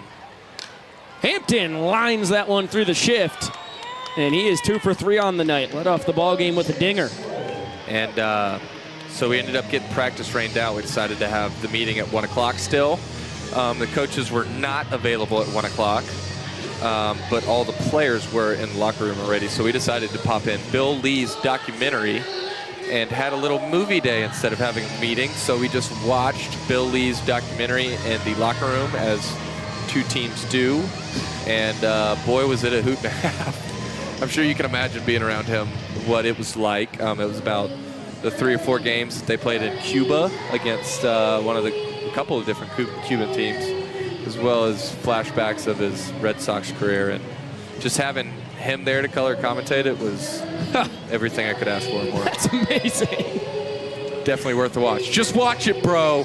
Bro, watch it. Seriously. No, bro, I gotta watch it, bro. It sounds so good, bro. Jake Skoll puts his keister behind this one, but it's a little short of the track and center. Hampton will trot back to first.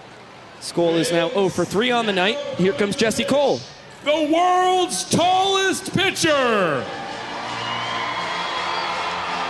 Please welcome Dakota Stilts Albritton. You are an oracle, Mr. Luigs. This is the end of the road for Jared Donaldson, who goes 4 2/3 innings of 3-run ball.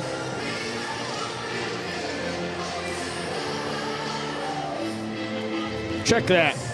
4-run ball, although only 3 of them earned. And Stilts' bottom note says that he could also ride a unicycle. That's true.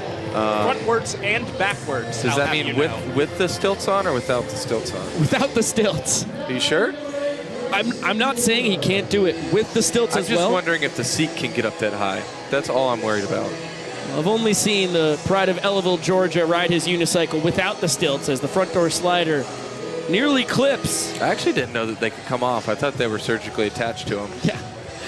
Never seen stilts not 5 feet elevated into the sky.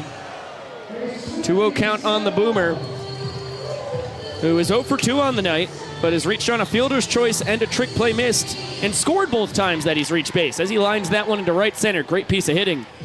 He's 1 for 3 on the night, and 2 men on with 2 down. Now it'll be Dalton Cornett, who has popped out to short and reached on a 1-base sprint tonight.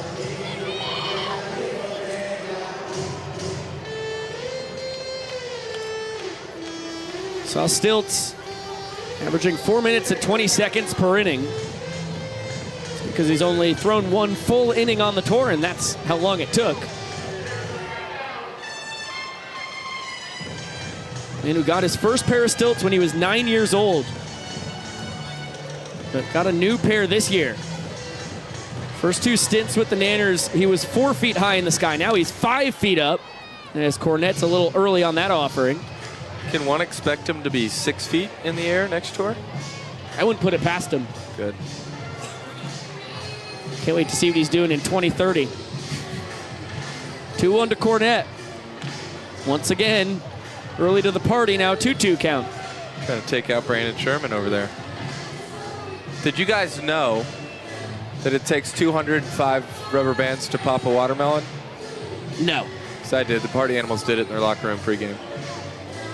It's pretty awesome. It looked like a grenade went off whenever it blew up.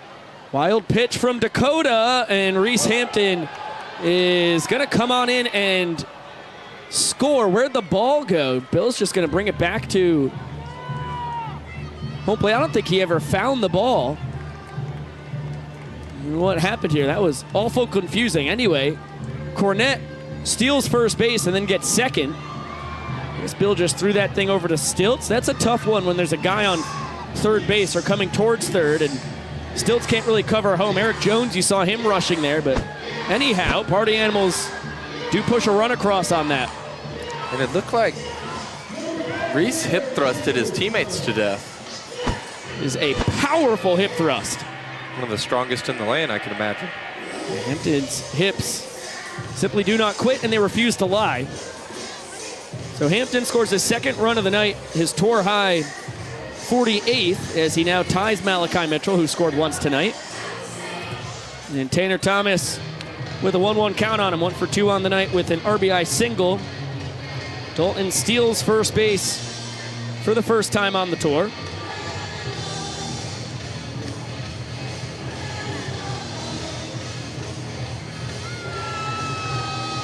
Bloomer off third, DC3 off of second. 2-1 pitch. Count 2-2 unless this one's caught by a fan, which it is not. Over to the Grilding, that one goes. Got caught by the U.S. Foods truck as 6 little fellas just hopped that fence mid-sprint to try and get that ball. Like someone threw a jar of Vegemite on the ground. That would just be you running towards the Pico. Or Funky Phil. All the Aussies. Boy, we miss them. Big payoff pitch coming from Dakota. That one lined into right field, base knock. Stop sign for Joe Lytle, who has pinch run for Cornette. Bloomer scores. Tanner 2 for 3 on the night. Second ribeye of the evening, 34th on the tour.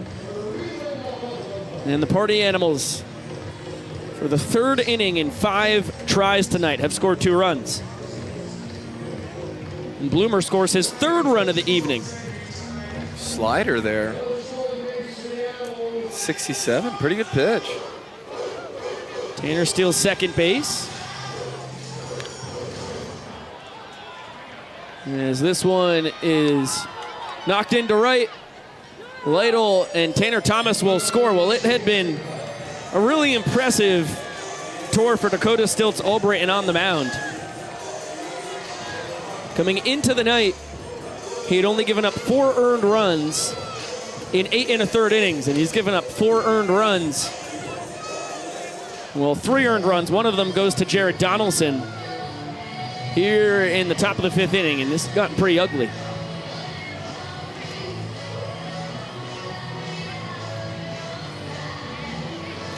This is where the balance of competitiveness in banana ball can become a tricky dichotomy, because Jared Donaldson, besides for the 1st and 4th inning, was pretty much cruising tonight. He looked like he had some good stuff. Was 1 out away from getting out of the inning. Chase Acuff thought about stealing first on that one. He'll stay put. Breland still just hanging out over at first base. I believe he was standing on his head. Makes sense. He could not see the ball. Pretty hard to steal first with the other guy head standing on first. You bring up a good point there, Josh. You're going to run into an out somewhere. Lined diving catch, Noah Bridges. He stops the bleeding. Party Animals score 4 here in the 5th. And will look to take their first lead of the night. Nanners will need to respond with 4 of their own to prevent that from happening. Here's the replay again. Great diving snag by Noah Bridges.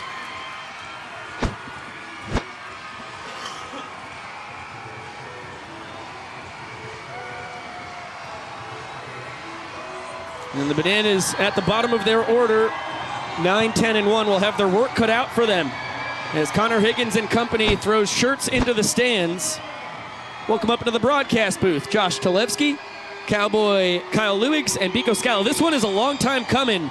It had been in the office for a while. It was just in the wrong spot. Anyhow, we're really excited. This is from New Jersey. His name is Jack McKenna, and he will cry if this all happens. Okay, what will make him cry? Dear Bananas, I love watching the games. I am trying to get to a game against the Trenton Thunder. I've never been to a baseball game because of my allergy, peanut allergy that is. It's a peanut allergy, there it is. Because a lot of people eat them at games. Yeah, that's true, and we sell them here in Grayson Stadium. Actually, we don't sell them. We give them away for free, I think. I am a really big fan. I was wondering if I can have something signed by the Bananas team and get tickets to Bananas versus Trenton Thunder and to meet the team. That is my dream. Go Bananas. Love the Bananas. Your biggest fan, Jack McKenna from New Jersey. Yeah, this is amazing. And oh my gosh, bless you. Kyle, here's... Sorry, go ahead. Look at how it folds up so well if I can execute it. Here it is. Yeah. 2 bananas. Jack, thank you so much for the message. Cannot do anything for the tickets to Trenton. Unfortunately, that game is mega sold out, but Kyle and company can certainly sign a baseball and we can send it to you. That is something we can definitely do. We got you. I won't sneeze on you, I promise. I will we'll get a baseball together, get both the teams to sign it, we can get it out to you. Yes, and we will not send you any peanuts either. Or sneezes. I don't know what got me there. Do we have peanuts here in Grayson Stadium? I'm not sure. I don't think we do. I said we do. I don't think that's true. I'm not sure. We do? Yeah. Chad Reese, also allergic to peanuts. Our coordinating producer says we do have them. Bryson Bloomer catches the Danny Hosley pop-up in foul territory. Danny 0 for 2 on the day. He reached on the trick play missed by Reese Hampton in the second. That prevented Sean Fluke from tying the minutes per inning record. Rather unfortunate. Yeah, and the 800 June batting average wasn't going to last forever for Danny Hosley, unfortunately. Well, Flukie has a really great shot at the MPI record once again. Gets Noah Bridges to fly out, who is also 0 for 2 on the night. He had popped into foul territory his first time, and now DR Meadows stands in between the exterminator and history. 1 for 2 on the night, a single and a strikeout. Behind 0-1.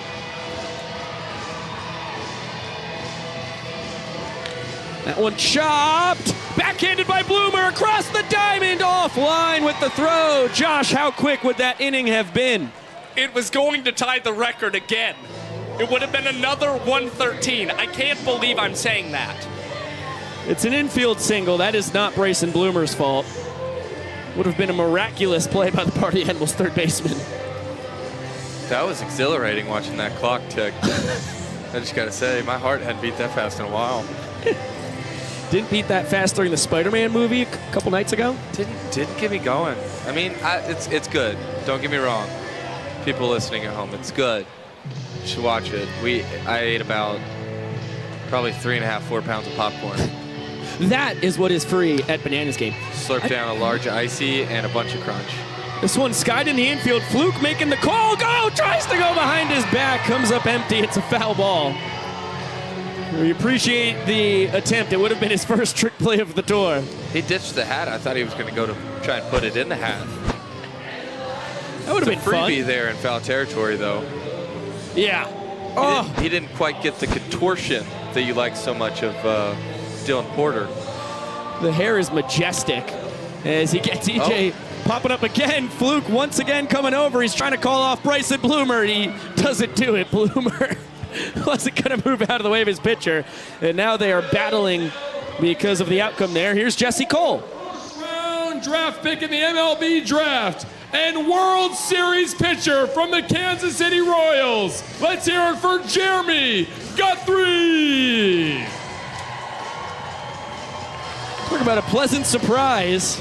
It's been a wild, thirsty Thursday in the hostess city of the South. Now it gets even crazier. As Jesse said, the Royals World Series champion will come out. This is his second opportunity for the Nanners. He actually threw a scoreless inning against the Kansas City Monarchs. Stranded runners on the corners. Had the infamous Kansas City Chiefs ring around the rosy play. And he pitched for the MLB PAA. Is that correct? You get to take a look at what he did for the MLB PAA right that. here. Second inning. I am an oracle. He threw what at the time was the 5th fastest inning in banana ball history, now number 6 at 1 minute and 27 seconds. And actually now number 7 since Sean Fluke threw a 121 today. It was really impressive stuff. Look at that strut. And here he is in Kansas City. Here comes the Chief Special. Guthrie's starting to turn into a Bananas legend. By the way, in the MLB PAA game, he went 2 innings, 1 unearned run, 1 point loss, 1.1.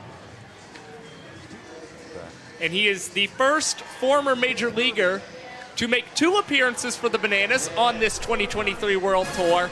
And you talked about that 1 minute and 27 second MPI. Jeremy Guthrie, he's going for the record tonight, and that's something he's been very open about tonight. Heater gets the top of the zone. Oh, for we're gonna Jason get a call back. Swan. And it looks like we're going to break out the spread offense once again. Men are in motion. It's a trickery. Flip from Olsen to Jones, a little juke. Back to Guthrie, crow hop pitch. Called strike.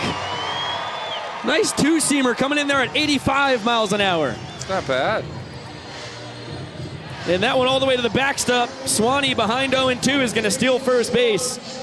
That is Banana Ball IQ to a T. Jason was 1 for 2 on the day with an RBI single. He gets his first career steal of first base. Another note to add to Guthrie's just amazing resume we got here. He also now owns the company out of New York that made my Blazer cleats. How about that? And that's why he's got those sweet kicks on tonight. He said he's a Puma guy through and through. I'm not sure what brand shoes those were before they got turned cleats, but guys, check them out. CustomKicks.com. No free ads. They do make a good shoe into a cleat, though. 0-2 count on Mike Vivacis, the catcher, who has struck out and popped to short tonight.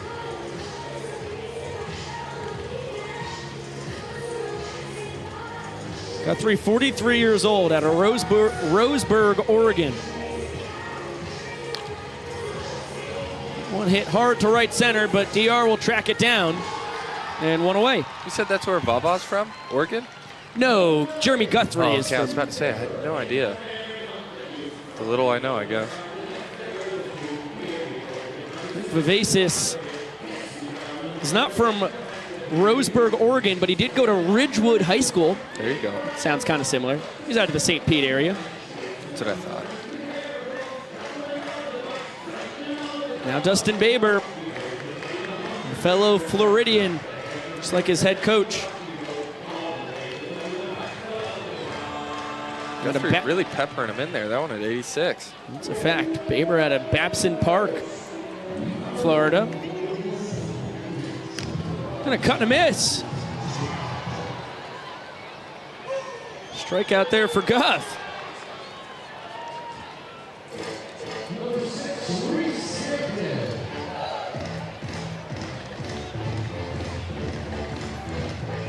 So with Swan on first, Party Animals lineup turns on its head with 2 down. Reese Hampton 2 for 3 on the night. Solo home run to lead off the ball game. Single his last time. He scored twice. And cuts and misses at like a nasty changeup.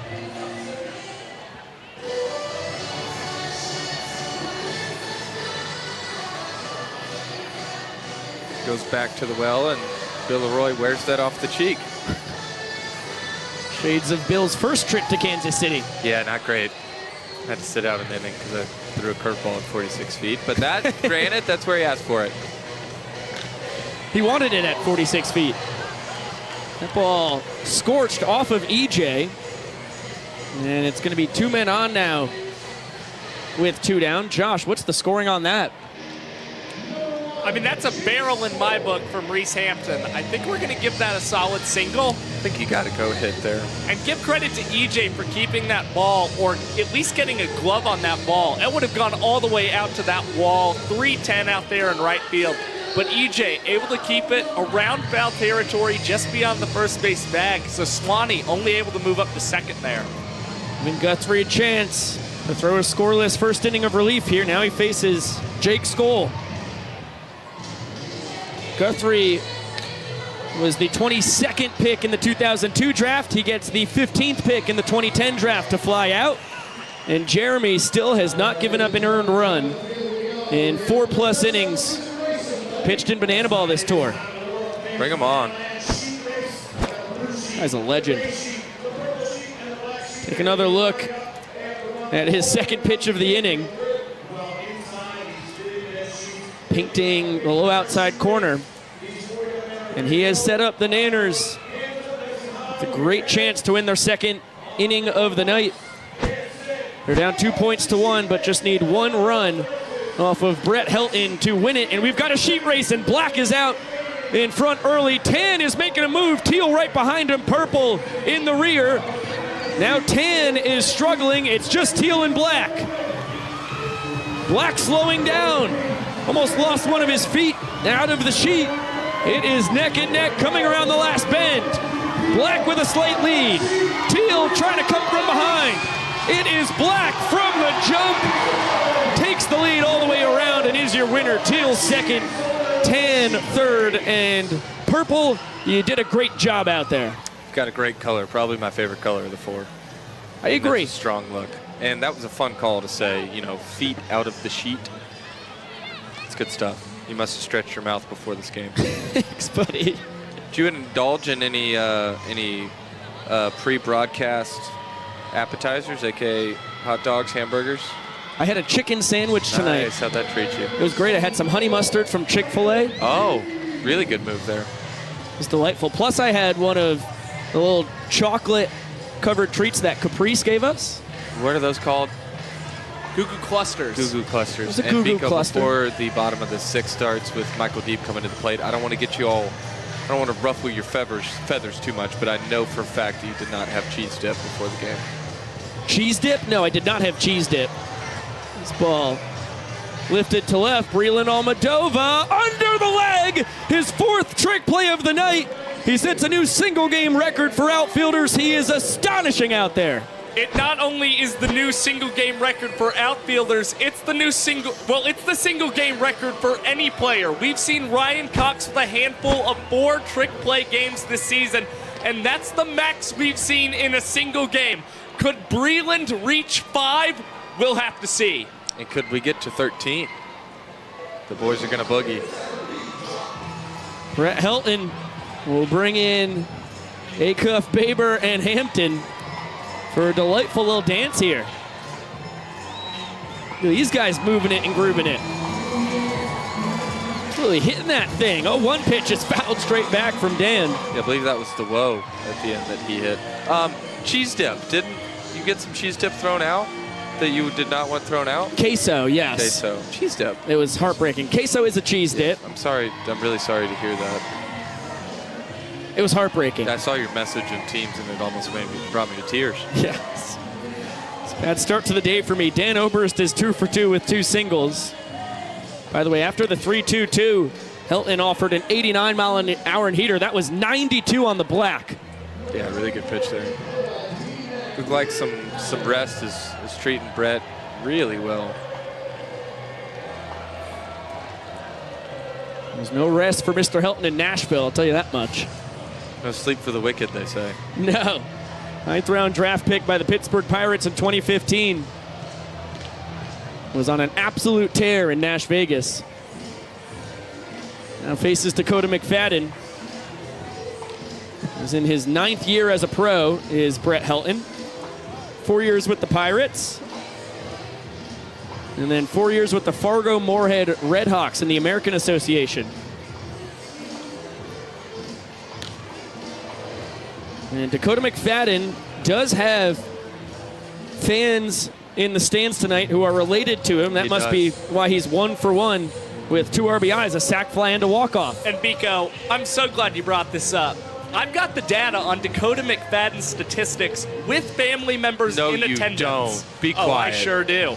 How about this? a 267 batting average, 7 home runs, 15 runs batted in, an OPS over 1,000, 1.118 to be exact, and now 8 walk-offs with family members in attendance. I don't know why we're not flying them out to every game. It's all 7 of his home runs. I would pay for it. I would pay for the whole thing. Granted, I would pitch in to the fund to make sure his family was at every game.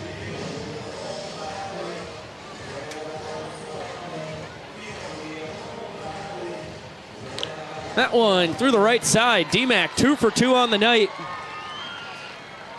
And we got to find the money somewhere. It's got to be in the budget somewhere. Brett Helton, Clayton Kershaw, Sandy Koufax. I don't care who it is on the mound. If D-Mac's got blood relatives in the stands, give me him 10 out of 10 times. I don't think it needs to be a blood relative. I think it just needs to be anybody he knows. Well, but the closer the relation, the better he plays, you think? I think there is a correlation behind that because, I mean, D-Mac doesn't meet a stranger. I think everybody is technically family to him. Yeah. But I think the blood factor definitely helps. Jackson Olsen, 1 for 2 on the night, single, and struck a hard grounder into a 6-3 trick play. Chase Acuff, the benefactor.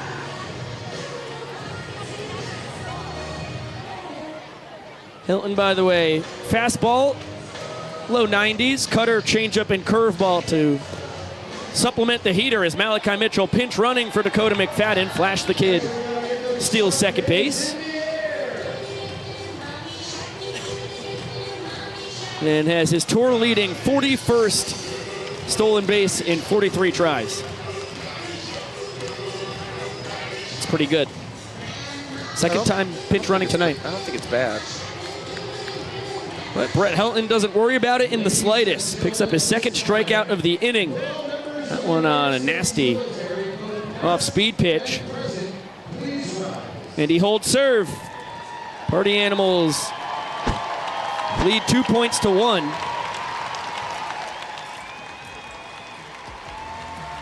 And you get a look at Breland Almodovar ripping the trick plays in left.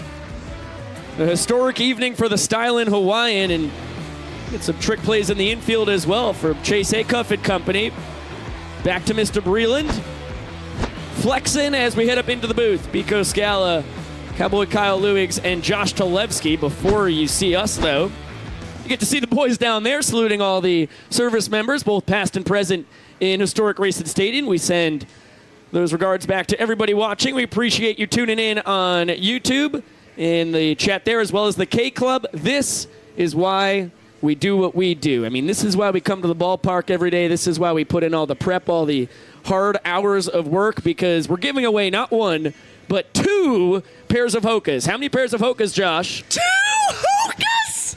Exactly, 2 pairs of Hokas tonight. And the buzzword, remember, you're going to have to click the link in the description on the video. Buzz. Or the link in the comment section that the Bananas are sending out there.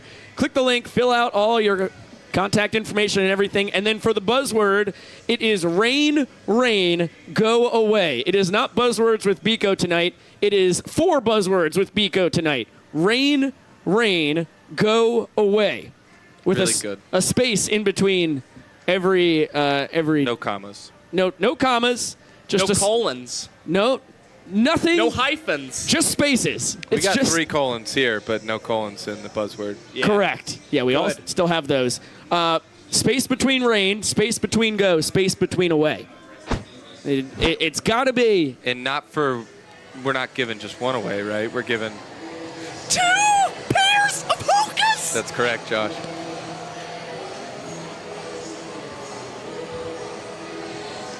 Bryson Bloomer takes a bender low from Jeremy Guthrie out for his second inning of work. How about that? How about them apples?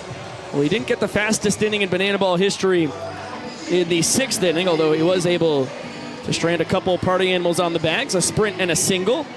Now he's got the meat of the lineup, 3, 4, and 5. Bloomer, Cornett, and Thomas due to swing it. The Boomer 1 for 3 on the night, although he has scored 3 times as Guthrie takes a spill, throw to first in time. A fortuitous bounce to Bill Leroy And the boomer is caught trying to steal first base. How about that? Give credit to Bill Leroy getting to that ball quickly.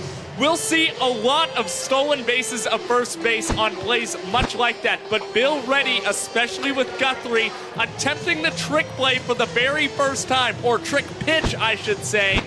Man, that's a big first out for the Bananas. Yeah, I think I might just start throwing pitches to the backstop. That one drops in fair. Dalton Cornett dinks in a little bloop double.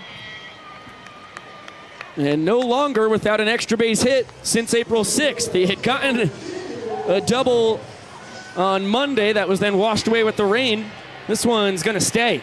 And he'll take it any way he can get it. Shades of Reese Hampton in that same game, who flew one down that left field line. Thought that it was an out, but Reese saw it drop in, aggressively took second base.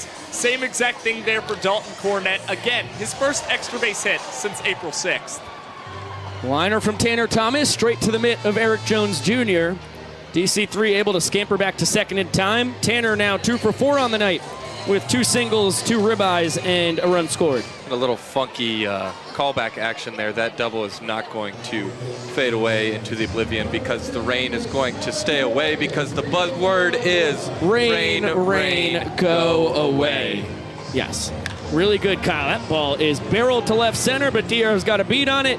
No! He had a beat on it, couldn't come up with the snag. And Acuff is going to score as Breland, funky slide, able to get into second base safely. That is a rare error from the doctor, his 4th of the tour. And the Party Animals push a run across in the 4th different inning here tonight. They now lead the 7th 1-zip. Yeah, DR got a great jump, but you're seeing there off the tip of his glove. How about Breland Almodovar with some aggressive base running there, getting into scoring position as the Party Animals will try and see if they can capitalize on this error even further. Breland now 1 for 3 on the night, had a 2 RBI single his last time, as well as a sprint and a run scored.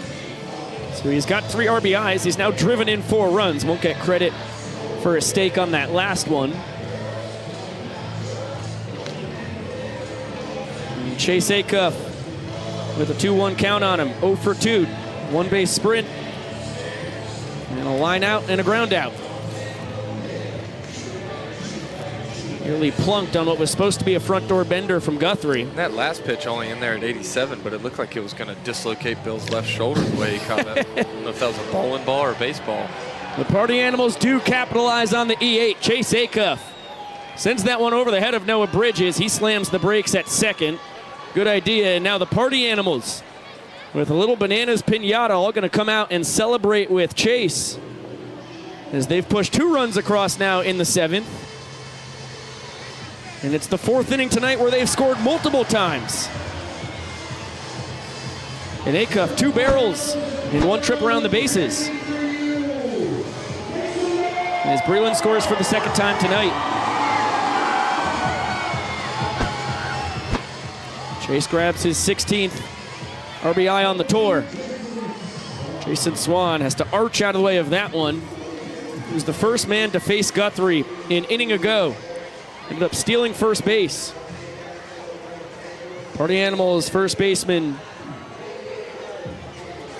1 for 2 on the day. RBI single back in the 4th inning. Lifts that one to right. Noah Bridges has a beat on it. And we'll grab it for out number 3. But the Bananas gift the Party Animals 2 unearned runs on Guthrie, who is now going 5 innings in his banana ball career without giving up an earned run. But the Animals lead the 7th 2-0, lead the ball game 2-1. And the Banana Splits are going to boogie. We will be back after this with Evan Olawani in the booth.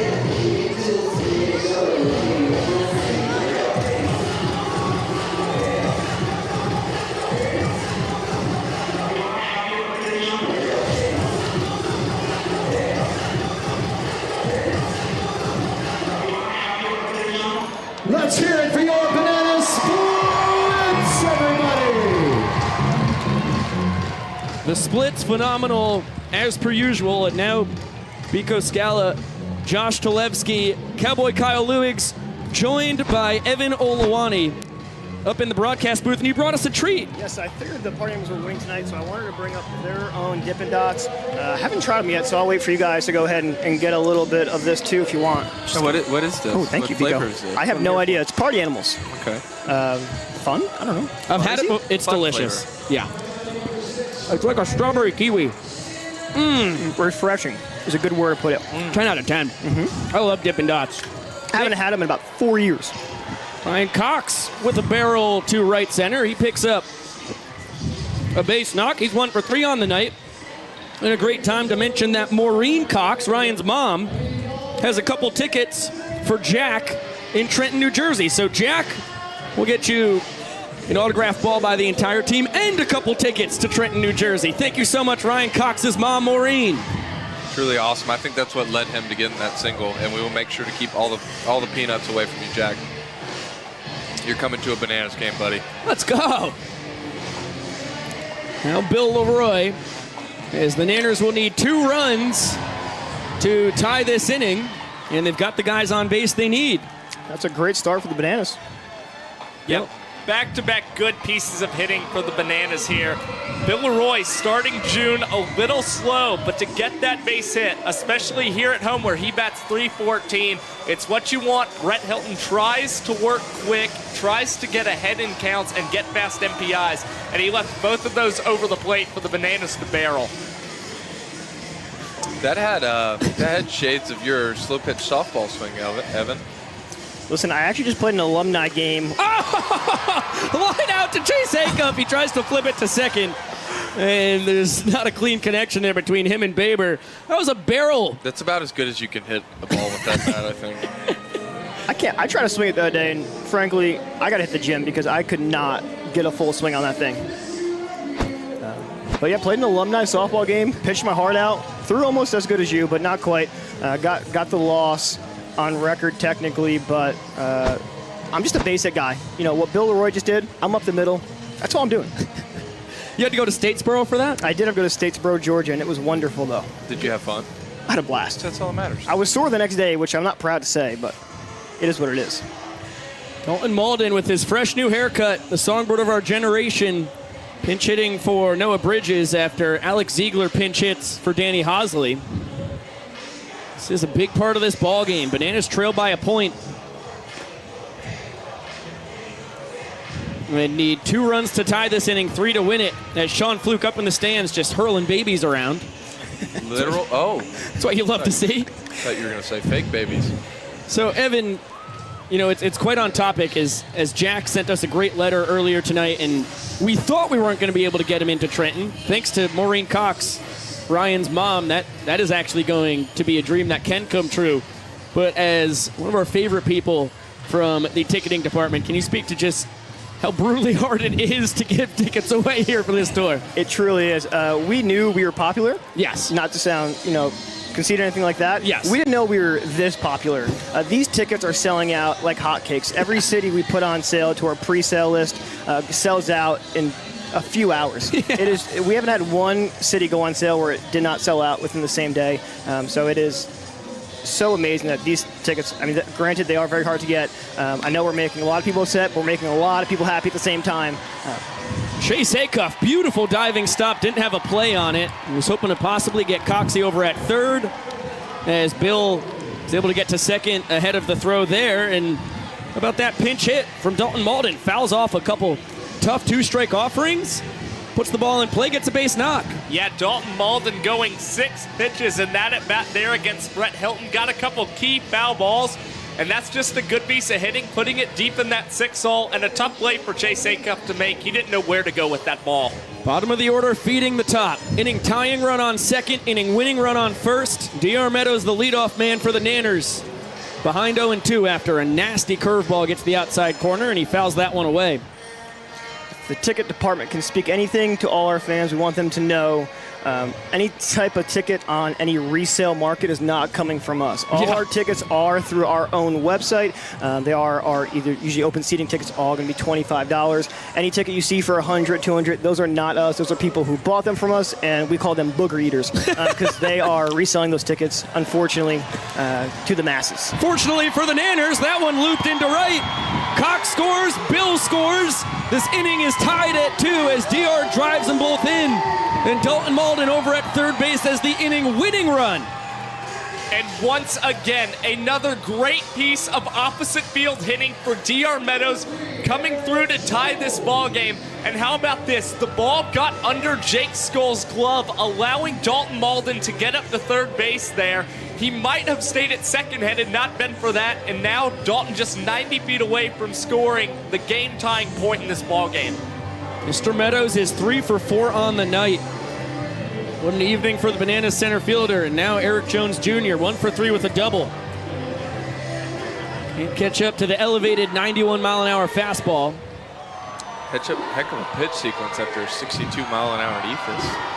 Pretty quick pitch in there. I like that. I like what he's working. I like a lot of what Brett's been having going tonight. I've liked every time that he's taken the mound. I thought he always pitches great, no matter the outcome necessarily. But this one chopped to second. Baber can't handle it. Bananas walk off the inning.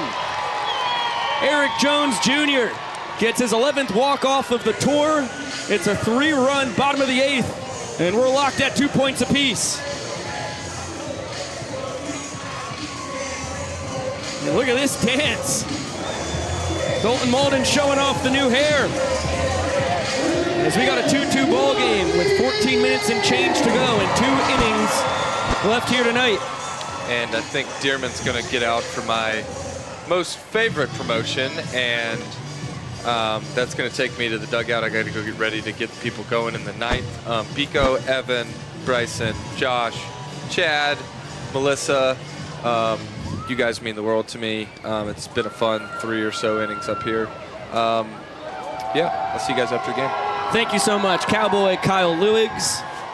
And as he exits, and Christian Dearman does one of Kyle's favorite promotions of all time, the One More Time. Shout out Daft Punk.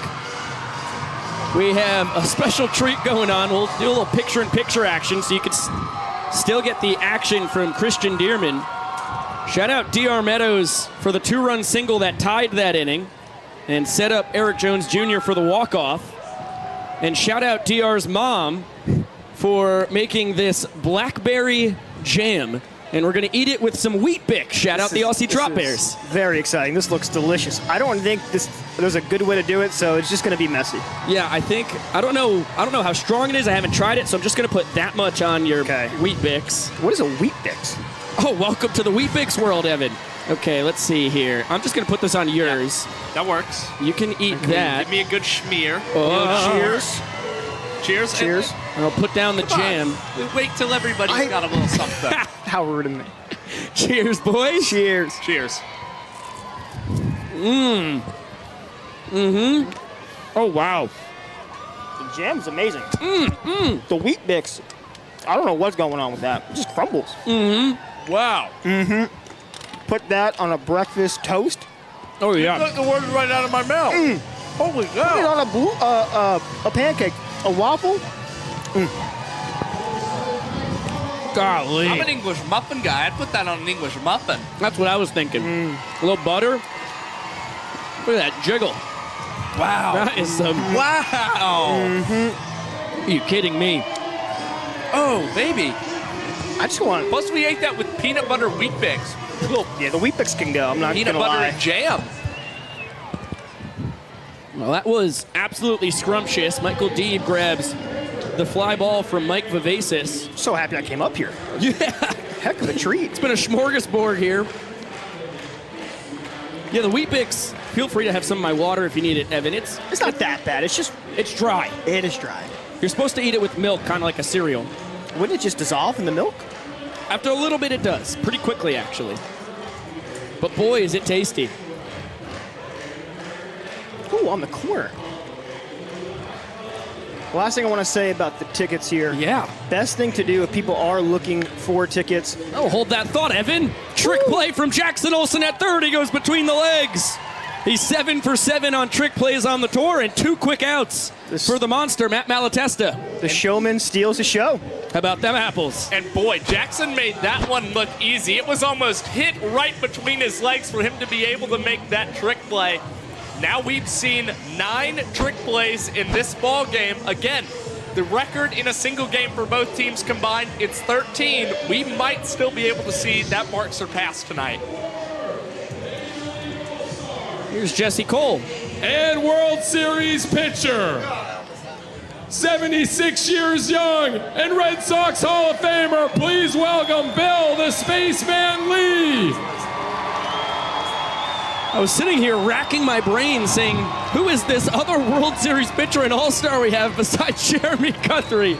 And then Bill Lee comes out to the mound, who's working on 7 straight scoreless appearances. This game has been flying by. It's been action all over the place. Evan, what do you want to tell the people about tickets? Tickets, they're hard to come by. Best thing to do, join the ticket waitlist on our website. By no means is it guaranteed tickets, but it will give you any information regarding any type of tickets that may come available, or if you need information about what city you want to go to, that's where you want to be. TheSavannahBananas.com. Click on tickets. From there, you'll go ahead and join that waitlist. Join the email list. Trust me, we won't email you unless there are actual things that we need to tell you. We're not a spam account, and that's how you do it. But yeah, be careful, especially through second or third dairy markets. Those are not us, and it's a scary world out there. Booger eaters for sure. Yeah, they're all over the place. That's a fact. Bill Lee, take a look at what he's done on the tour. The Spaceman has been hot as of late, out there on the bump. And no walks for him, is that right? Knock on wood. I don't want to do the... In his banana ball career, dating back to the last World Tour. I really hope that's not the jinx. See what happens here. Reese Hampton is 3 for 4 on the night. Oh, no. Couple singles and a leadoff homer. He turns around to hit from the right side for the first time this evening. And you talk about home runs. The last time Reese Hampton faced Bill Lee right-handed, he took him deep. Tough play for Jackson Olsen. Backhanded flips to first. That is the 4th hit of the night for Reese. And he is now 4 for 5. He's gone 4 for 5 in 2 of the last 3 games he's played. Guy's a cheat code. I mean, if you want to talk about how good Reese Hampton's been, this is his 3rd game in June, and he already has 10 hits for the Party Animals. His tour-high .411 batting average will take another serious hike after tonight. Almost seems unfair when he gets up to bat. Doesn't it? A little pickoff move there from the lefty. Can't sleep on Bill Lee. Hampton 13 for 16 on the tour in stolen bases after swiping 62 bags when he was a teammate of Jake Scholes on the Gastonia Honey Hunters in the Atlantic League a summer ago. Jake 0 for 4 on the night. Couple fly outs, couple ground outs. I love when Bill doesn't agree with the call. It's just a hand straight on the hip and just looks for a second. Gets his point across and moves on. He's awful demonstrative on the mound. That one line down the left field line. Great piece of hitting for Jake Skoll. Bill Lee is barking at him, incensed that he went the opposite way. Olsen throwing it home. No tag. That's the burning speed of Reese Lightning. Skoll gets a ribeye on the double down the line, and the Spaceman still screaming at him on second base. What a big piece of opposite field hitting there for Jake Skoll, taking it the other way into left field. Reese Hampton, of course, arguably the fastest Party Animal, coming around to score there. An aggressive send from Sammy Claycamp, coaching third base there. And tonight, we've seen both Dakota Stilts All-Britain and Bill Lee now struggle to get some outs out of the pen for the Bananas. That's what I was discussing when I talked about the tricky dichotomy of the show versus the competition in Banana Ball. Party Animals haven't put out any entertainers tonight. They're trying to win this ball game. And they're not afraid to go first to third and take it the opposite way, as Bryson Bloomer does here. Skoll scores easily from second. This is the first time in the last 8 outings Bill Lee has given up a run, and now he's unhappy with the Boomer for his great piece of hitting. Sean Fluke came up to the booth to goof around. He now leaves to go celebrate with the fellas. He's called game. Party Animals scored 2 in the first, 2 in the fourth, 4 in the fifth, 2 in the seventh, and now 2 here in the eighth. 13 hits on the night, too. Not a bad evening at the ballpark. And Dalton Cornett pops out to Dalton Malden. Cornett now 1 for 3 on the day. And Evan Olawani, thank you so much for joining us in the broadcast booth, blessing us with your knowledge and your Dippin' Dots. We really appreciate it, man. Been a blast. Great to be back, and stay away from the booger eaters. That's a fact.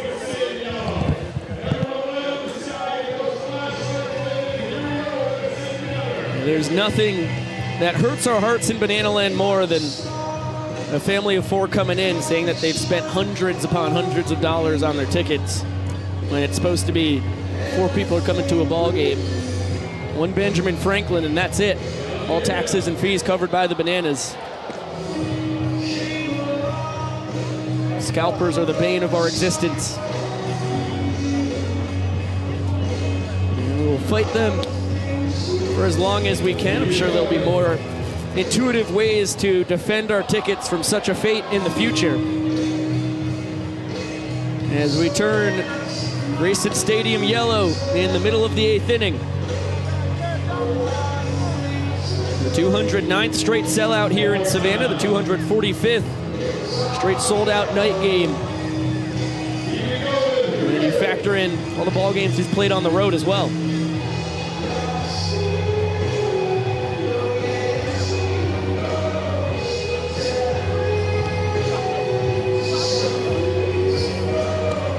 Jesse, how do you feel about Banana Land, man?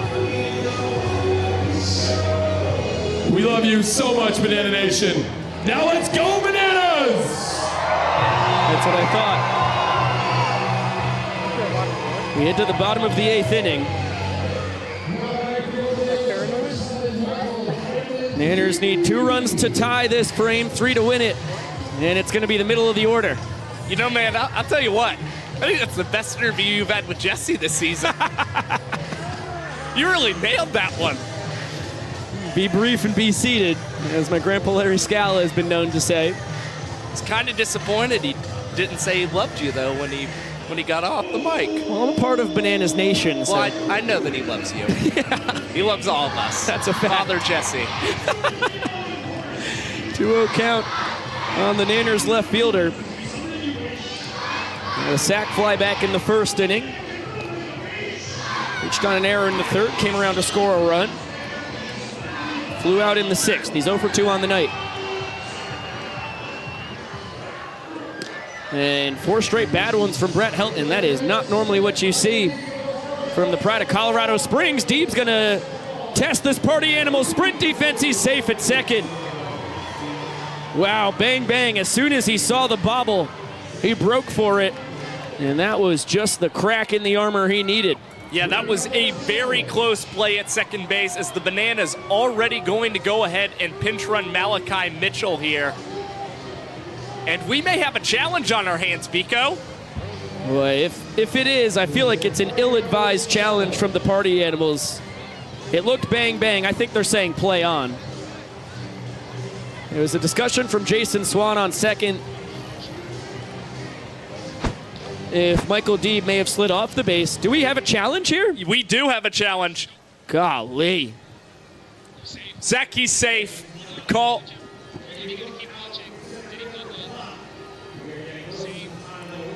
Still on the bag. He's safe. Still on the bag. No, he's safe. Still on the bag. He's safe. I'm not even putting on the Riedel headset. Good work, Zach. That's a Josh Chalevsky and Zach Frangelo combo right there.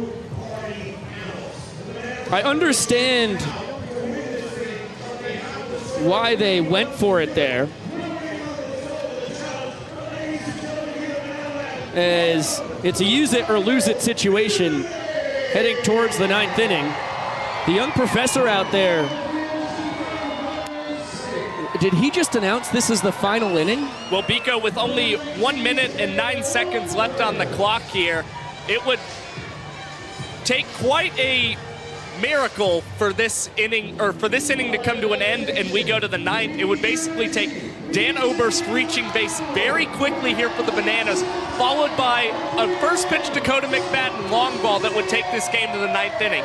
So it looks like every point is going to count in this inning. It will once this clock expires. And the Bananas, they'll be playing from a little bit of a deeper deficit. No tag attempt from Malachi Mitchell on the flyout from Dan Oberst to Reese Hampton in center. And I understand the thought behind it, but my thinking in the booth was exactly what you just said there. Crazier things have happened than a man reaching and a guy who's third on the tour with his 7 home runs putting a ball out of the park. But the decision was right. As we tick down the final 10 seconds of our ball game here on the 2-hour time limit, this will be the final inning. So the Party Animals will immediately jump out to a 4-2 lead in points. And Dakota McFadden represents the game-tying run.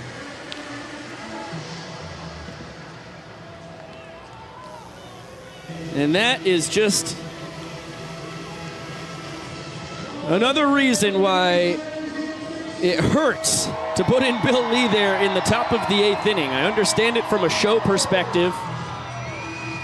You got over 4,000 folks who came here to Grayson Stadium hoping to see Bill Lee. As that ball is thrown off of Dakota McFadden. He strikes out, and they're going to call Malachi Mitchell out at third base. They're going to say the ball game's over on a double play with batter's interference.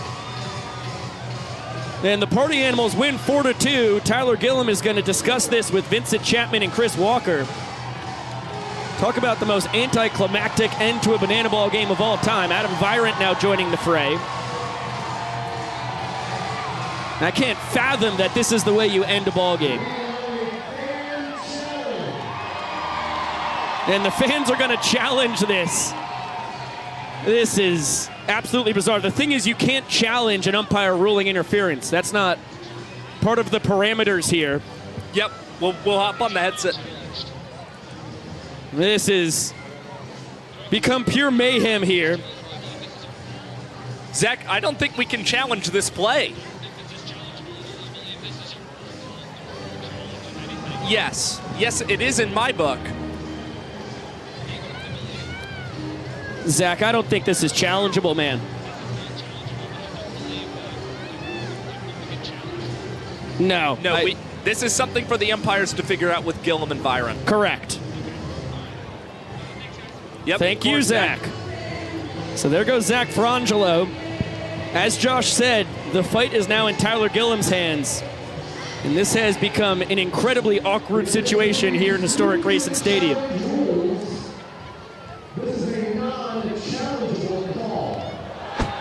And the Party Animals clap as Shark tells the fans this is not challengeable. We get another look at it.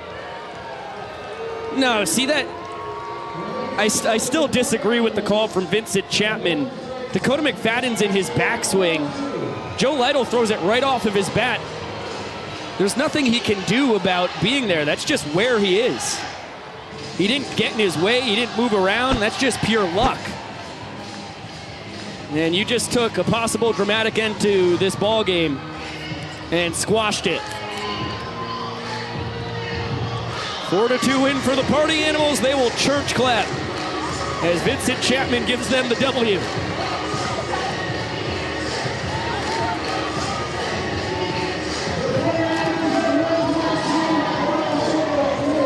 Bizarre one here in Banana Land tonight.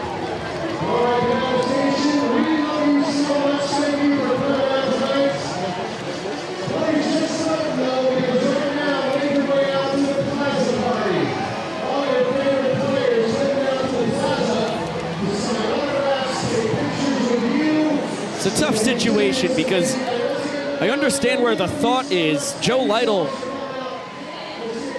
or Mike Vivacis rather, who looks like Joe Lytle's dad, threw that ball straight off of the bat of Dakota McFadden, but it's part of the backswing. He didn't lunge. There was no possible way for that to be any different. It's just a bizarre call. Miko, I wish that I had the right words to be able to explain the confusion that's going on in my own head right now, but I really don't. It's a very confusing situation, and it feels like a situation where the Bananas should still be up to bat. Malachi Mitchell stealing third base, and we have the game-tying point up at the plate. It's odd. It turns into an ump show at the end, and it was a really fun, a historic ball game. We had 2 innings pitched from Jeremy Guthrie. Bill Lee and Dakota Stiltz-Albritton both made appearances, although they were both horrible.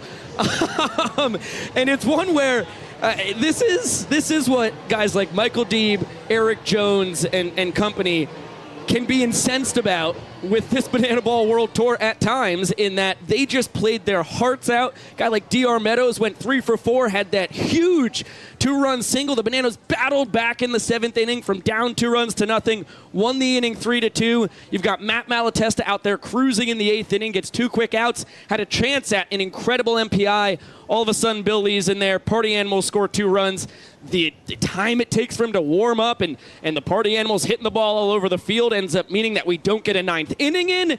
And then you compound that with the tying run at the dish. Would have been coming up. Jackson Olsen, the greatest showman in Banana Land, a guy who is hot as can be, hitting .330. He's got 4 homers on the tour. You want that at bat between Brett Helton and Jackson Olsen, and we're robbed of it. It's a tough ending tonight, Josh. And not only is it disappointing for all of those guys you mentioned, but again, Tyler Gillum and Adam Byron, they're at the helm of the Bananas, and even though they love putting on a show for the fans and they love that aspect of the game, at the end of the night, they're concerned with winning ball games. And you saw both of them talking with Vincent Chapman and Chris Walker, very emphatic about this decision. I mean, they talked for a very long time about this, and I know this is something that they are not pleased about either. No, it's pretty confounding how this all wraps up here tonight. It was an incredible ball game. I mean, it was a really fun night here on Thirsty Thursday, and it's just a sour ending to end it on a strikeout, batter's interference. Like, what are we doing? This is the greatest show in sports. How does the greatest show in sports end like that? That's a tough one. Yeah, it's tough. It will probably be something that there are a couple of discussions about. I mean, again, Banana Ball, it's an ever-evolving sport. We already saw it after the game in Tulsa. We saw some interesting things happen where now we have challenge replays and whatnot in Banana Ball. Right. So I'm sure there's going to be some discussion of these kind of rules. But yes, it is a disappointing ending to this ball game, especially considering, I mean, we saw the Party Animals 100th trick play tonight, the Bananas scoring their 250th run. Both teams combined to get in double digits in trick plays, 10 total from these teams tonight. I mean, a really magnificent game. And you also had the star-studded Jeremy Guthrie pitching for the Bananas. Plus, Breland Almadova sets the trick play record for outfielders in a game. He has 4 of them, which ties the record for any defensive player, which Ryan Cox has done a few times and Dustin Baber has done once. I mean, this game had everything. It had it all, and then, boy, it just fizzled out at the end, and that's how they get you. And to jump on your point of Tyler Gillum and Adam Byron really want to win these ball games, I can promise you there are a lot of other factors in the Bananas dugout that causes Dakota Stiltz-Albritton and Bill the Spaceman Lee to get these opportunities. And once again, you want them out there. They are such big parts of the show, and they have been great. Bill Lee had gone 7 straight appearances without allowing a run. But, boy, oh boy, did they sink the Bananas tonight, and the show ends up defeating the Nanners. Of course, they couldn't do it without the Party Animals jumping on it, and the Nanners had some self-inflicted wounds as well. The DR Meadows error in center, where the Party Animals put another run on after that as well. I mean, there's parts of this game where the Bananas really could have helped themselves out more, but boy, that's a pretty bizarre one tonight. Yeah, and I mean, again, you would have liked to have gotten 9 innings. You would have loved to have gotten to the 9th in this ball game. We only get 8 innings in. Right. And we had some long MPIs. Jared Donaldson had an MPI north of 12 in this ball game. Even the innings in which the Bananas scored some key walk-offs, they were long innings that eventually got nullified. This was the 44th complete game on the tour, the 46th game overall, counting the 2 rainouts this past Thursday and Monday. And it was only the 5th time on the entire tour where we haven't gotten 9 innings in those 44 games where we did go the distance of 2 hours or 9 frames. And it's one of those things. Once again, the show can slow down the show. It's counterintuitive, and there is such a give and take, and it's really a fun dance to try and play and combine the incredible talent and the competitiveness of this tour, in which the Bananas and Party Animals will be playing each other 64 times, and also get in all of the incredible entertainment aspects that the fans have come here and would love to see. And when you've got Bill Lee and Dakota Stiltz-Albritton in the building, you certainly want to get them out there. It was pretty good situations for both of them. Dakota came out with 2 outs and a man on first. Bill Lee came out with 2 outs and an empty field. And in Bill's case, Reese Hampton, swinging bunt single starts it off before you get the line drive double from Skoll, line drive single from Bryson Bloomer to bring in 2 runs. So he got the soft contact before 2 line drives were hit. As far as Dakota Albritton, seemed like the Party Animals, after being swept in Nashville, they had the eye on the prize tonight. They were not going to fool around. They weren't going to swing out of their shoes and try and hit a Joe Lytle-esque home run off Dakota. They took Bill Lee opposite field with 2 line drives. They kept taking Stiltz opposite field with line drives. They were letting the ball carry. They weren't trying to do too much. They were just hitting the ball where the Bananas were not. Look, it was a gritty win for the Party Animals. Great win for the they Party were very Animals. consistent throughout the game. 100%. And what you've got to note is that they played great here in Grayson Stadium. Yes. They are now 8-3-2 here in the confines of our stadium. And again, the Party Animals, they're a great team. The show did interfere, but I think the lasting remark that I want to make is Bill Lee and Dakota Stiltz-Albritton have been fantastic this year on the tour. Yes. And it was just one of those nights where, unfortunately, both of them had a tough outing. It's how they get you. I will say Jeremy Guthrie was excellent, though. He ends up giving up 2 unearned runs in his 2 innings pitch. He now has 5 full innings in Banana Ball. 2 of them against the Bananas, 3 of them pitching for the Bananas. And boy, is it not incredibly fun to watch the 13-year former MLB man and World Series champ with the Royals get out there. He is a competitor, and his stuff is still electric. The guy's still touching high 80s for the Bananas. And by the way, that's the first guy not named Matt Wolf who I've seen try and make a trick pitch out there for the Bananas. Really impressive stuff. You can just see how much fun this guy's having with the Bananas. Yeah, his fastballs are on average about 5 miles per hour quicker than Sean Fluke, who, by the way, gritted through 5 pretty productive innings tonight. Of course, gave up the 2 runs in the first that allowed the Nanners to tie that thing and not give up the point. But Fluke continues to deal, man. When he starts, he is a competitor. He goes 5 frames tonight, and boy, is he entertaining on the bump. Every time he takes off the shirt, I'm rather hypnotized. Yeah, Sean Fluke, that Mike Bavesa Sean Fluke combination behind the plate and behind the dish and on the mound, they are fantastic together. You just continue to see the results that it's bringing for the Party Animals. Yeah, no doubt about that. The Party Animals win this one 4-2. It is a wild ride, a really fun ball game through and through, and then just a tricky ending as it all kind of collapses down the final stretch. Okay, let's talk about who won some Hokas tonight. Where you're not giving away 1, we are giving away 2 pairs of Hokas! To Molly Swede. I am so sorry if I mispronounced your name, Molly. Molly Swede. How would you pronounce that? Molly... Probably Suede. Okay, Suede. Suede kind of sounds right. Yeah, Souede. That is a lot of vowels. Molly, congratulations. We will be sending you a free pair of Hokas. And Josie Marlowe, much easier name to say. Congratulations to Molly and to Josie. You have a pair of Hokas each going to you. We'll be giving away a pair every game on this tour, always in the 7th inning. We really appreciate everybody who entered and who watched tonight. It was a blast all the way through. Before we fully shut this down, Jared Orton, one of our executive producers of Bananas TV, with a message. Brutal call at the end. Summed it up perfectly, Jared. I think we could have left it at that, but we waxed poetic a little bit there. Let's shout out our cast and crew that made this whole thing possible for you. It was a really fun night. A big thank you in the control room to our technical director, Nick Keldy, tonight. A true Swiss Army knife of Bananas TV. Nick continues to prove that he's tremendous all over the place. Our director, Chris Haynes. Gosh, it's so great to have you calling the shots, my dear man. You are a genius down there on audio, on the 1s and the 2s. KD Duke always giving you the right audio levels. On replay, Jalen Johnson. A couple challenges tonight. One was legal, one was not. Incredible replays, incredible melts. You'll see Jalen doing what he does best at the end here with some of the best shots of the night.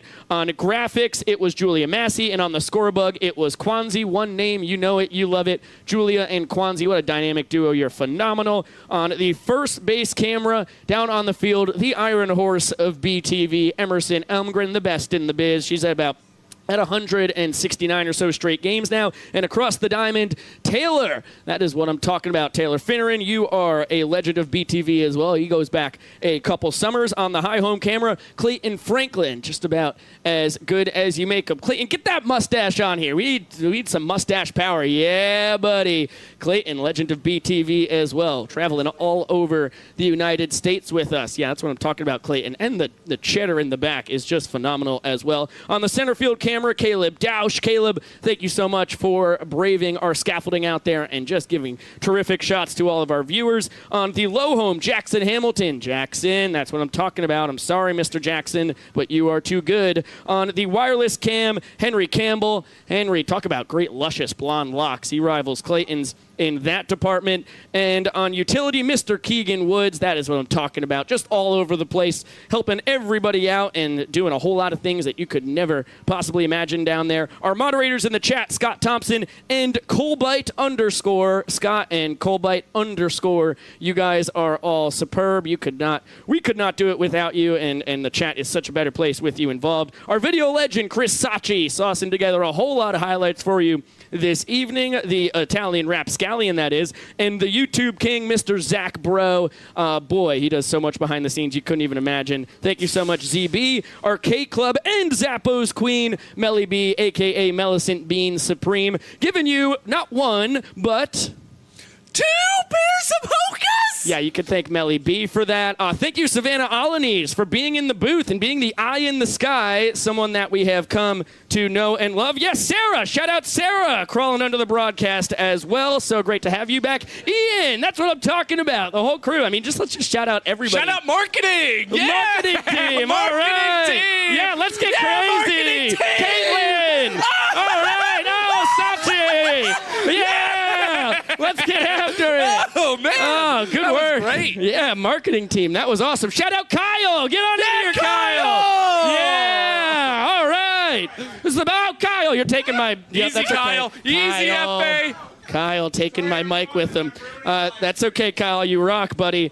Okay, that seems like just about all of our shout-outs, except for Mr. Josh Talevsky. Phenomenal on the color commentary tonight. That was a blast, man. Biko, it was a blast. I'm ready to eat some more jam with you, man. Yeah, let's eat some jam. Let's clean up these Dippin' Dots that are melted. Thank you so much to DR Meadows' mom for giving us some blackberry jam. Thank you to Kyle Lewis for popping up in the booth. Thank you to Brad Walker and to Marge Miller for coming up and reminiscing with us about the times before we were even involved with the broadcast back in 2019. And thank you to Evan Olawani for bringing said Dippin' Dots up here. For our executive producers of BTV, Mr. Jared Orton, Emily Cole, Jesse Cole, and Carrie Cole, and the straw that stirs the drink that is the tasty BTV, Mr. Chad Reese, our coordinating producer, the brains behind the operation with just as good. Oh yeah, heart from Chad. By the way, this is I didn't do it as well as Chad did, but that's what Chad says to all of you. I am Biko Scala saying so long for now. Party Animals win this one 4-2 in a wild, thirsty Thursday evening. We'll be back in better than ever on Saturday for some more action. Pre-game, somewhere around 6:30 p.m., 6:45 p.m. We'll see what we can do. We'll see what we throw together. We'll be somewhere around there on the Eastern Time Zone. First pitch will be at 7 p.m., I can tell you that, and we will do it to it then. Bananas and Party Animals back in Grayson Stadium. Thank you so much for watching tonight. We will see you in a couple nights, and of course, we'll see you later!